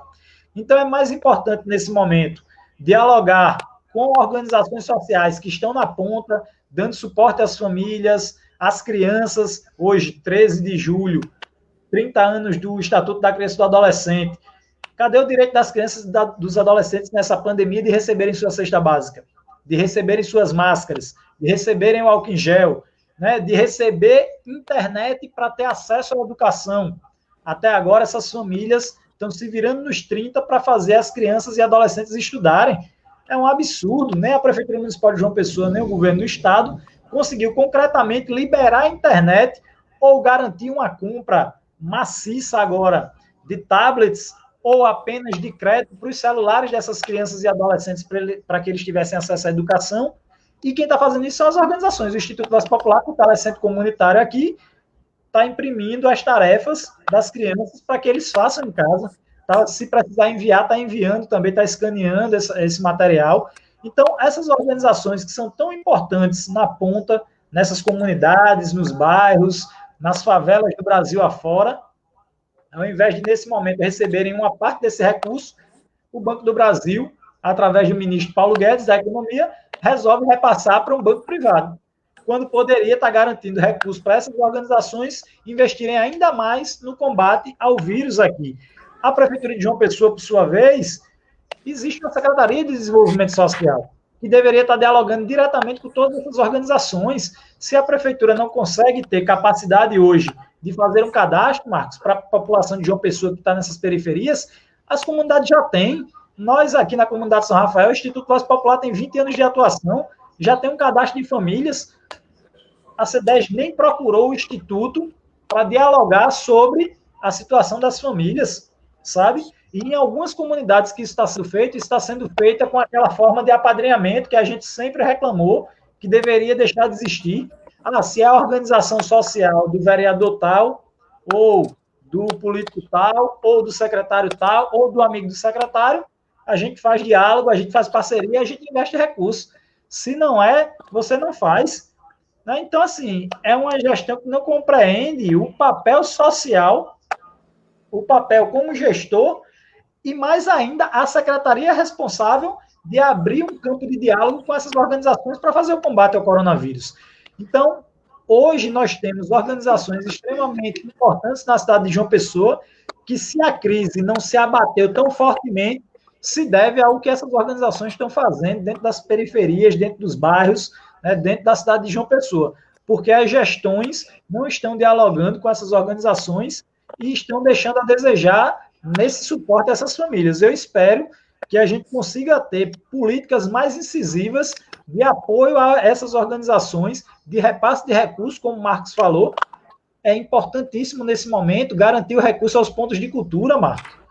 Essas organizações que existem nas comunidades e que tem lá os palhaços, que tem lá os educadores culturais, que tem o pessoal do grafite, que tem o pessoal das artes, que tem que receber o recurso lá de cima da Lei Aldir Blanc, que vai trazer muito recurso para o estado da Paraíba e para a cidade de João Pessoa, e que boa parte desse recurso vai ser destinado a organizações sociais, que são pontos de cultura, que são rádios comunitárias, que são telecentros comunitários, e esses espaços têm que receber esse recurso para repassar aqui na ponta, nos territórios, para estimular a economia local. E a secretaria não vai dialogar, e a Fundação Cultural de João Pessoa não vai dialogar, a Prefeitura de João Pessoa não vai dialogar, tem que dialogar com essas organizações, porque elas vão trazer recursos também para a cidade, elas investem recursos na cidade, elas estimulam a economia, elas estimulam o trabalho, e é fundamental que as organizações sociais no município de João Pessoa tenham uma percepção junto à prefeitura de benfeitoria, e não só de usurpação da máquina, né, que isso vem durante anos, que vários gestores acham que as organizações sociais só vão na prefeitura para captar recursos e gastar da forma que querem, sem fazer um trabalho consolidado, forte e efetivo nos territórios, quando a gente sabe que isso é mentira. As organizações fazem um trabalho muito bem feito, né? Mas elas precisam também desse apoio das gestões, da prefeitura, do governo do estado e do governo federal. E é fundamental que a C10 possa estar dialogando com essas organizações que têm trabalhos com crianças, adolescentes, com mulheres, né, com pessoas em situação de vulnerabilidade social, que a secretaria não dá conta. Então, se ela não dá conta, que ela apoie organizações que fazem isso na ponta. A gente espera, sinceramente, que a partir de agora, com essa pandemia, da forma como foi feita, a C10 passe a dialogar ainda mais com as organizações, com as associações que existem dentro dos territórios, né?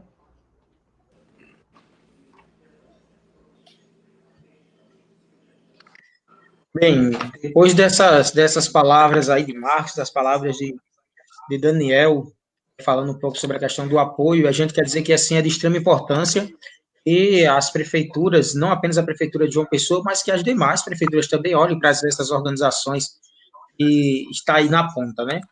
Hoje, 30 anos, né, do Estatuto da Criança e do Adolescente. Hoje tem-se um trabalho legal também, algumas organizações são atendidas, né, pelo Conselho Municipal, recebem recursos através do Fundo Municipal, e os trabalhos que essas instituições, recursos que essas instituições recebem, é uma prova de que as instituições podem sim fazer a diferença dentro das comunidades. Por exemplo, o Instituto Voz Popular tem um projeto hoje chamado Projeto Voz Popular, o recurso ele vem do Fundo Municipal da Criança e do Adolescente, através do Conselho Municipal aqui, João Pessoa, e mostra que as instituições que recebem esse recurso, elas conseguem fazer um trabalho verdadeiro, fazer um trabalho sério das comunidades, mas que isso não fique apenas aí no conselho, que isso também possa servir também para que a C10 ela possa olhar, ter um olhar diferenciado para as instituições, para as organizações que atuam dentro das comunidades aqui de João Pessoa, tá certo? Porém, eu quero mandar também um abraço aí para o nosso amigo Drauzio, né? Nosso querido amigo Drauzio está nos acompanhando também. Obrigado aí, Pedrauzio, pela participação aqui junto conosco.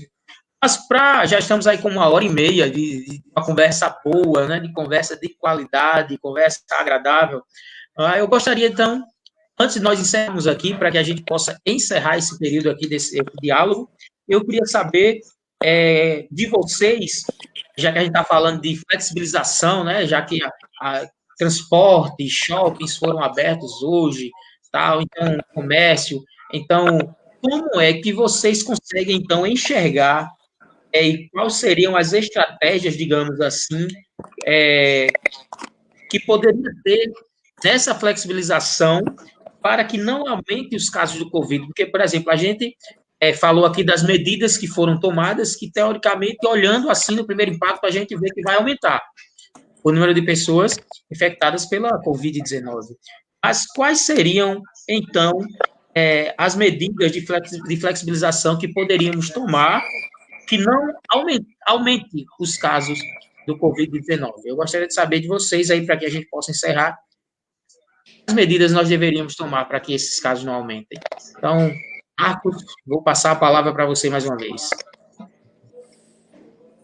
Bem, eu acho que eu mexi aqui no celular e ele ficou na vertical. Não sei mais ficar, não. Mas, vejam bem, eu acho tranquilo assim, tá aí, ó. Eu acho que a forma como se conduziu o Covid e o tratamento e as ações políticas deixaram muito a desejar. Houve uma divergência muito grande na interpretação da doença por aqueles que são negacionistas.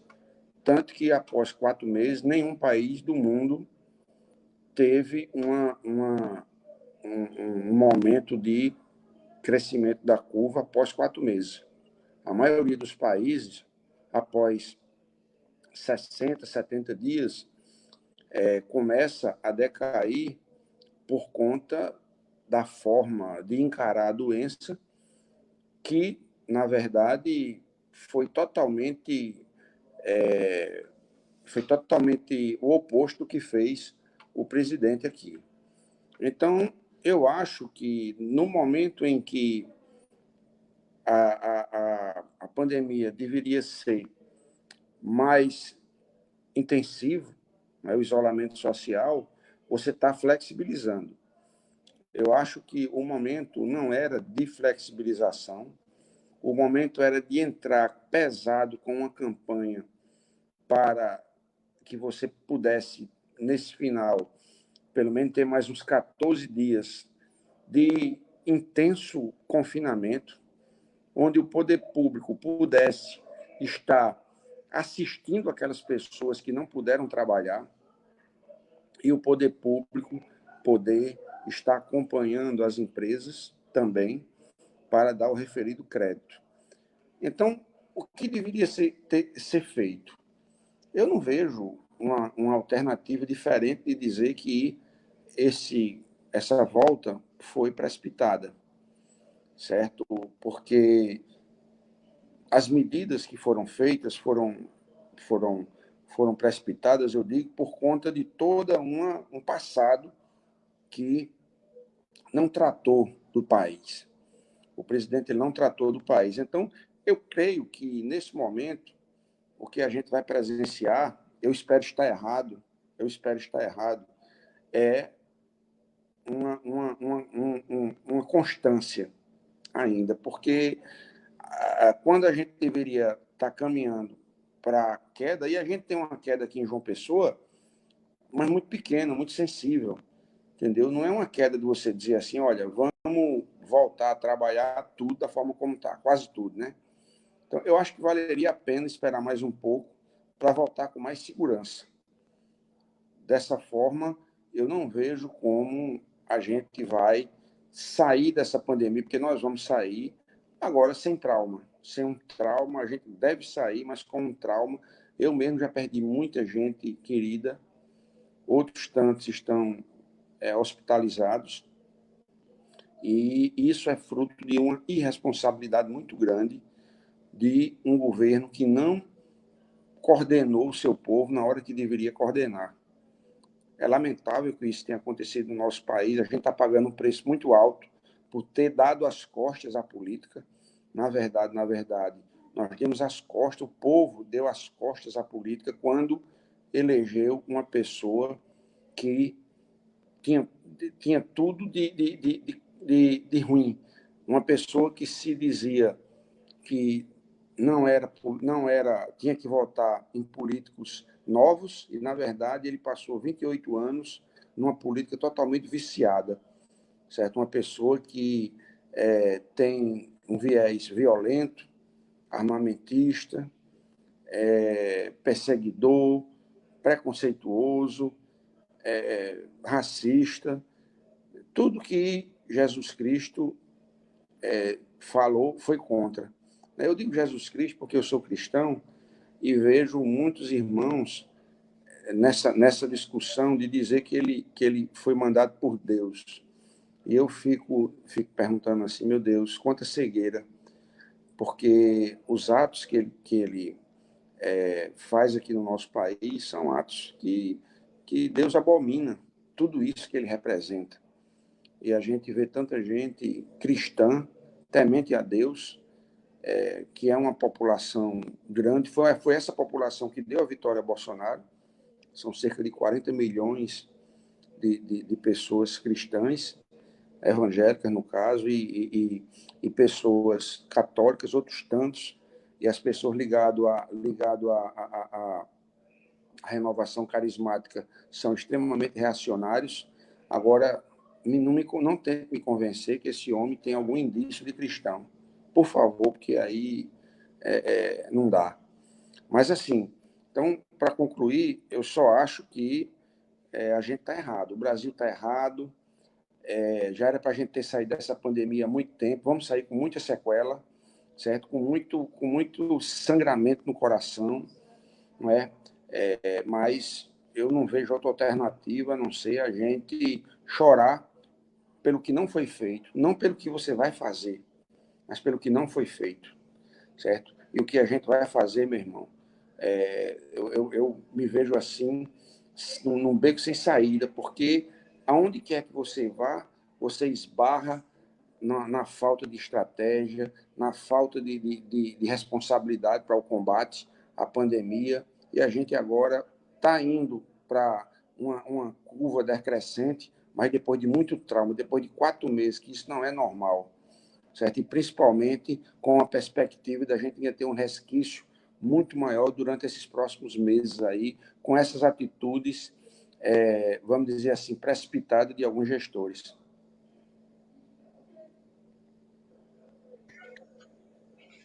Bom, quero também agradecer as palavras aí de Marcos, realmente são palavras sábias.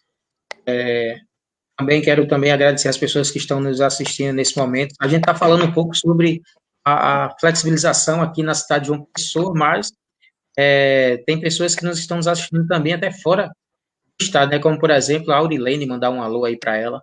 A Aurilene mora na cidade de Vertente, lá em Pernambuco, né? Então, muito obrigado aí pela participação e apresentar, então, aí até as pessoas de Pernambuco também, que estão nos assistindo. Tem aí Daniel Pereira, Marcos Henriques, 2 pessoas que têm feito um trabalho belíssimo aqui na cidade de João Pessoa, principalmente com as pessoas que se encontram em vulnerabilidade social. Tá bom? Então, agora também quero passar também a palavra aí para Daniel Pereira, que ele fale também um pouco aí sobre o que a gente poderia fazer, quais seriam as medidas que vamos pensar numa flexibilização que não aumente os casos de Covid aqui na cidade de João Pessoa.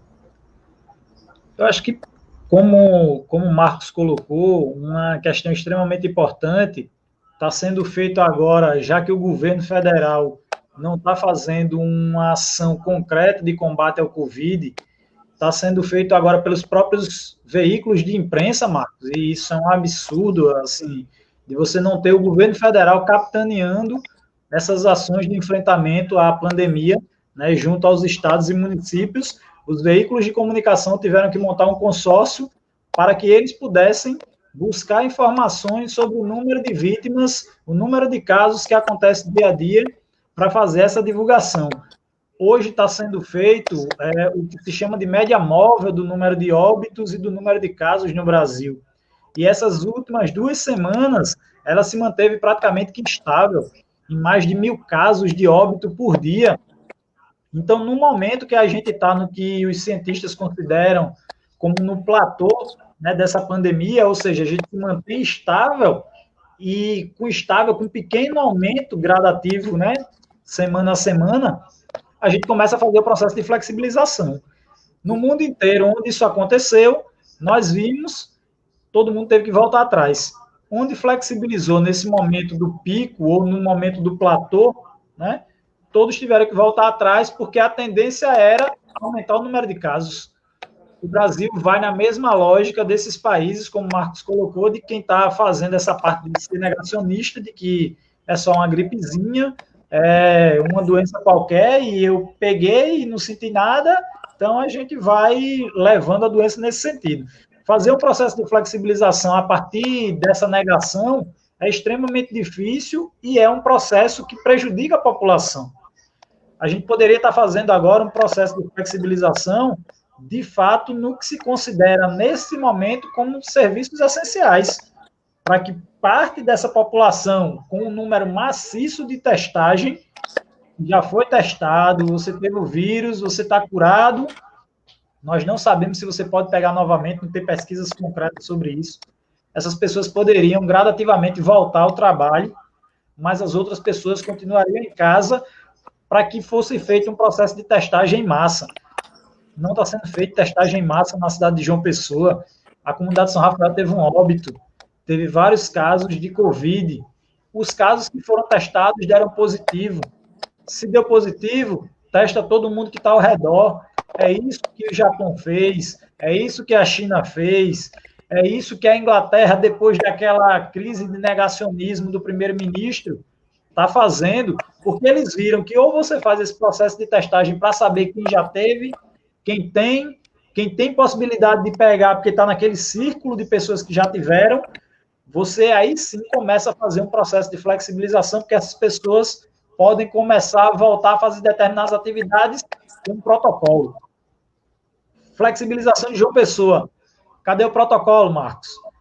Quem é que sabe como é que as pessoas... Não, mas colocaram uma sinalização na escada rolante do shopping, mas colocaram uma sinalização no chão das paradas de ônibus do Parque da Lagoa, certo? E o restante do protocolo? Pergunta ao pessoal do 4400, do Terceirão, do Shopping de Passagem, se eles receberam um protocolo de fato da Secretaria de Saúde, da Prefeitura Municipal de João Pessoa, dizendo como tem que fazer, como é que tem que abrir. Cada um está tendo que se virar para conseguir ajuda, para criar o seu protocolo mínimo, para garantir que as pessoas possam ter acesso ao seu comércio a partir de agora. Porque, com exceção dos grandes empreendimentos que vão ter uma fiscalização maior, os outros empreendimentos não têm protocolo nenhum. Eles vão ter que montar seus protocolos, porque a Prefeitura Municipal de João Pessoa não garantiu um protocolo. Exemplo prático disso foi a reabertura hoje do calçadão da praia. Se faz uma abertura, para quê? Para que as pessoas vão caminhar na praia, passear, bater papo. Isso não é momento de você fazer uma flexibilização para que as pessoas vão passear. Você faz a flexibilização para que as pessoas voltem para cumprir ações essenciais. E aí, tiveram todas as empresas de comunicação agora à noite, lá no calçadão, fazendo matérias com a Prefeitura de João Pessoa, e todas as câmeras apontadas para o calçadão, dezenas de pessoas sem máscaras, dezenas de pessoas batendo papo, conversando, como se nada tivesse acontecido. E, de novo, talvez nenhuma daquelas pessoas esteja com coronavírus, mas talvez todas as pessoas estejam com coronavírus. A gente não fez testagem. Então, como é que você faz uma flexibilização e você não garante que essas pessoas que estão saindo cumprem um protocolo rigoroso? Em todos os países do mundo é protocolo rigoroso. A China teve 6 casos novos. A China isolou o quarteirão inteiro. A cidade de João Pessoa faz uma flexibilização, sai todo mundo sem máscara para o calçadão da praia, e você não vai multar essas pessoas, e você não vai fazer o processo de conscientização, e você não vai fazer uma fiscalização. Então, é pensar, de fato, um processo de flexibilização, onde, junto com a população, a gente possa construir essa perspectiva de volta, onde, junto com os cientistas que estão estudando o coronavírus, a gente possa ter o que pode e o que não pode ser feito. Eu não sei se Marcos, como vereador, está participando, mas eu acho que era fundamental ter, de fato, um comitê na cidade de João Pessoa pensando essa volta pós-pandemia e essa flexibilização. É inadmissível que os vereadores de João Pessoa não estejam lá para dizer, vamos dialogar aqui, como é que vai ser essa volta? É só a prefeitura que faz isso? Quem é da prefeitura que está dizendo que tem que voltar dessa forma? Porque nós vimos a volta dos ônibus, começou errado. Nós vimos a flexibilização hoje dos shoppings e do calçadão da praia, começou errado. Aí a prefeitura está pensando isso sozinho, não tem um comitê com especialistas. Cadê a Câmara de Vereadores? Cadê o Ministério Público? Cadê? Cadê a população participando para dizer se é assim que volta? Eu tenho certeza que boa parte da população não queria que as pessoas voltassem para a praia daquela forma, sem máscara, correndo, caminhando, todo mundo aglomerado, porque foi isso que as câmeras mostraram, não tinha distanciamento social, e aí, as pessoas que estão na periferia têm que continuar fazendo distanciamento social, muitas vezes morando em kitnets, colados uns com os outros, são obrigados a fazer isolamento social, mas as pessoas da classe média e da classe alta vão lá para a calçadinha da praia, fazer a aglomeração sem máscara, e a prefeitura não faz seu processo de fiscalização e não mantém o protocolo. Nos shoppings, o protocolo não existe. Então, é extremamente difícil acreditar que essa volta não vai gerar um aumento nos casos de coronavírus aqui na cidade de João Pessoa. Infelizmente, a gente fala isso de forma triste, porque, como eu coloquei, já morreu uma pessoa na comunidade de São Rafael. Nós temos vários casos que foram comprovados, de casos positivos, e não está havendo uma testagem. O que é que vão. Que protocolo é esse? Aí você não pode ir na unidade de saúde, Marcos. A não ser que você esteja morrendo. As unidades de saúde foram fechadas por conta do coronavírus. As outras doenças deixaram de existir. E a gente não sabe qual é o protocolo, por exemplo, que existe dentro das unidades de saúde para que você não seja atendido com uma outra doença, porque você só pode ser atendido agora se for coronavírus. E se for coronavírus, você não vai nem na unidade de saúde. Você tem que ir direto para a unidade azul, porque a unidade também não vai atender. Então, assim, você não sabe que protocolo de fato foi esse que a prefeitura criou, porque você não sabe quem está participando desse comitê, né, discutindo a pandemia na cidade de João Pessoa. E aí, volto a dizer, não sei se você, como vereador, a Câmara de Vereadores participa desse comitê, se é que existe um comitê desse participativo, com estudiosos, com a Câmara, com a Justiça, para discutir esse tomado, porque é inadmissível a prefeitura fazendo sozinha, Não existe também. Sem ter especialistas ou sem ter um apoio externo que pense nesses erros que ela está cometendo. Se nós queremos uma flexibilização que garanta um mínimo de contágio possível, isso só vai acontecer com mais cabeças junto, discutindo, pensando e refletindo sobre isso, né? Então, eu acho que pensar uma flexibilização nesse momento que ajude a diminuir os casos é repensar esse modelo gestor de pensar a política de combate ao coronavírus na cidade de João Pessoa. Eu acho que hoje, mais do que nunca, é necessária a criação de um supercomitê que aí integre Ministério Público, Câmara de Vereadores, Prefeitura, as universidades, os especialistas da saúde, para que aí sim a gente pense em ações concretas. Porque, infelizmente, a Prefeitura vem de forma sucessiva cometendo erros e mais erros, equívocos e mais equívocos durante esse período de pandemia, né?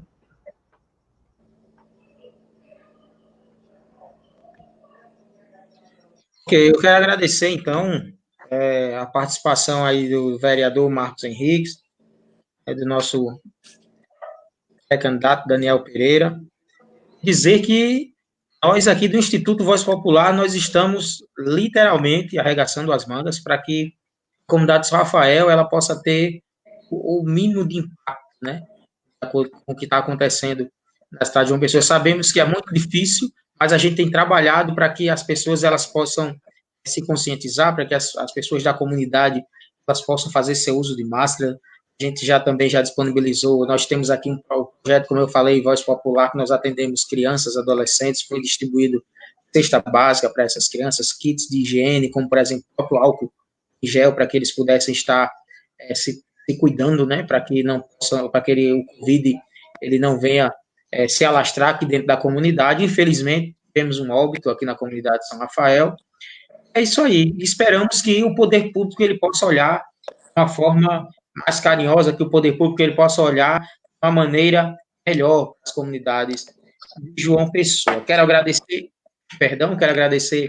a participação aí de vocês. E para encerrar, gostaria aí, então, das suas considerações finais. Certo? Vou passar aqui, então, mais uma vez para o nosso vereador Marcos Henrique, suas considerações finais, Marcos. Eu queria agradecer, Flávio, a você, que não sabia desse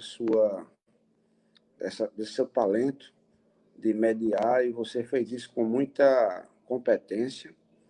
Parabéns. Queria parabenizar Daniel, que é um companheiro que, no decorrer desse mandato, aprendi a respeitar e admirar. Dizer que nós somos candidato à reeleição. Temos aí uma eleição no final, dia 15 de novembro, e é importante que esse espaço ele seja preenchido por pessoas que realmente tenham uma visão plural, uma visão democrática e progressista. Eu, no momento oportuno, me coloco como pré-candidato e espero que o trabalho feito seja reconhecido. Parabéns, mando um abraço aí para Edivaldo, para Catiúcha. Queria também me solidarizar com aquela família que perdeu, aí que teve um óbito registrado na comunidade de São Rafael.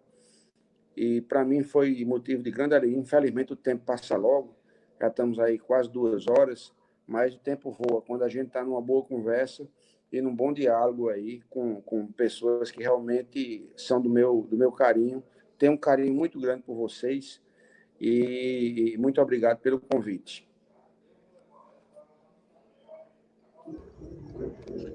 Obrigado, vou ser bem sincero nas palavras, Marcos. Foi uma pessoa que essa caminhada, prazer de conhecer. E onde quer que eu vá, sempre que alguém fala de algum parlamentar, de uma referência hoje, de alguém que está atuando, literalmente. São pessoas assim. Vamos dividir esses votos da São Rafael, viu, Daniel? Tô brincando. São pessoas como você, Marcos, que a gente está precisando aí na Câmara para lutar por todos os cidadãos aqui da cidade de João Pessoa. Mais uma vez, muito obrigado. Daniel. Não, mais uma vez agradecer, acho que o trabalho que o Instituto Voz Popular vem fazendo durante anos aqui na comunidade de São Rafael, através da rádio comunitária, é um trabalho extremamente importante, discutir temas como esse, que a grande mídia não faz. Por exemplo, a grande mídia não para, Marcos, para fazer um debate desse e trazer a gente para fazer essa discussão, levar você, levar outras pessoas, como o Flávio colocou, para a gente é uma referência de parlamentar. Nós nunca tivemos aqui na comunidade de São Rafael, isso é bem tranquilo para falar, a referência de um parlamentar que, de fato, dialogasse tanto com as comunidades como você vem fazendo, né? Desde o início, quando a gente fez o primeiro contato lá no gabinete para discutir as ações da BR, depois de João Pessoa Sustentável, democratização da comunicação e por aí vai, como o seu trabalho, e é isso que tem que estimular novas pessoas a entenderem o papel da política.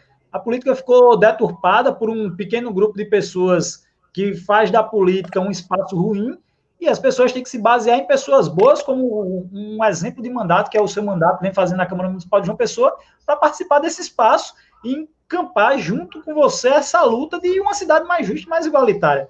E isso tem um papel significativo nos movimentos de comunicação comunitária. Está aqui hoje com a internet, que teve um problema no início, porque a internet que chega nas comunidades não é uma internet de qualidade. Consequentemente, a gente não pode ter acesso a algumas coisas como outras pessoas que estão em Manaíra, no Bessa, no Altiplano, mas as rádios comunitárias, né, como a Rádio Comunitária Voz Popular, vem mantendo essa esperança de que um dia a gente vai ter democratização também da comunicação nesse país e vai propiciar que, por exemplo, ao invés de a gente estar só aqui na internet, a gente possa estar na nossa TV, de fato, sendo retransmitido para toda a cidade de João Pessoa, num debate como esse, com o tempo, né? Não é um programa de TV como esses programas de TV sensacionalistas que chamam, por exemplo, né, o vereador Marcos Henrique para passar lá 15 minutos, não dá nem tempo de falar e dizer de fato o que está acontecendo, fazer as cobranças, e acha que isso é imprensa, quando na verdade imprensa é isso que as rádios comunitárias estão fazendo, né? Marco falou, eu não sabia desse seu trejeito. Flávio apresentava o programa de esporte, o programa de notícias aqui da rádio, né, já de anos, né, mais de 10 anos de apresentação aqui na nossa rádio comunitária. Então, isso mostra espaço como esse, mano, de você poder ficar à vontade, por exemplo, né, nós podemos ficar à vontade nesse momento para debater um tema tão importante sem ficar sendo cortado, porque quando a gente fala algo contra a gestão municipal ou estadual ou contra o dono da TV, corta o nosso microfone, corta o nosso direito de fala. Essa é a importância de ter instrumentos de democratização da comunicação, rádios comunitárias, TVs educativas, TVs comunitárias, para a gente poder levar a nossa fala, levar essas indignações e, mais do que isso, levar soluções concretas para problemas da sociedade, né, que é o que a gente tenta fazer. Então, agradecer mais uma vez o espaço aqui da Rádio Comunitária Voz Popular, e sempre que precisar, a gente vai estar por aqui.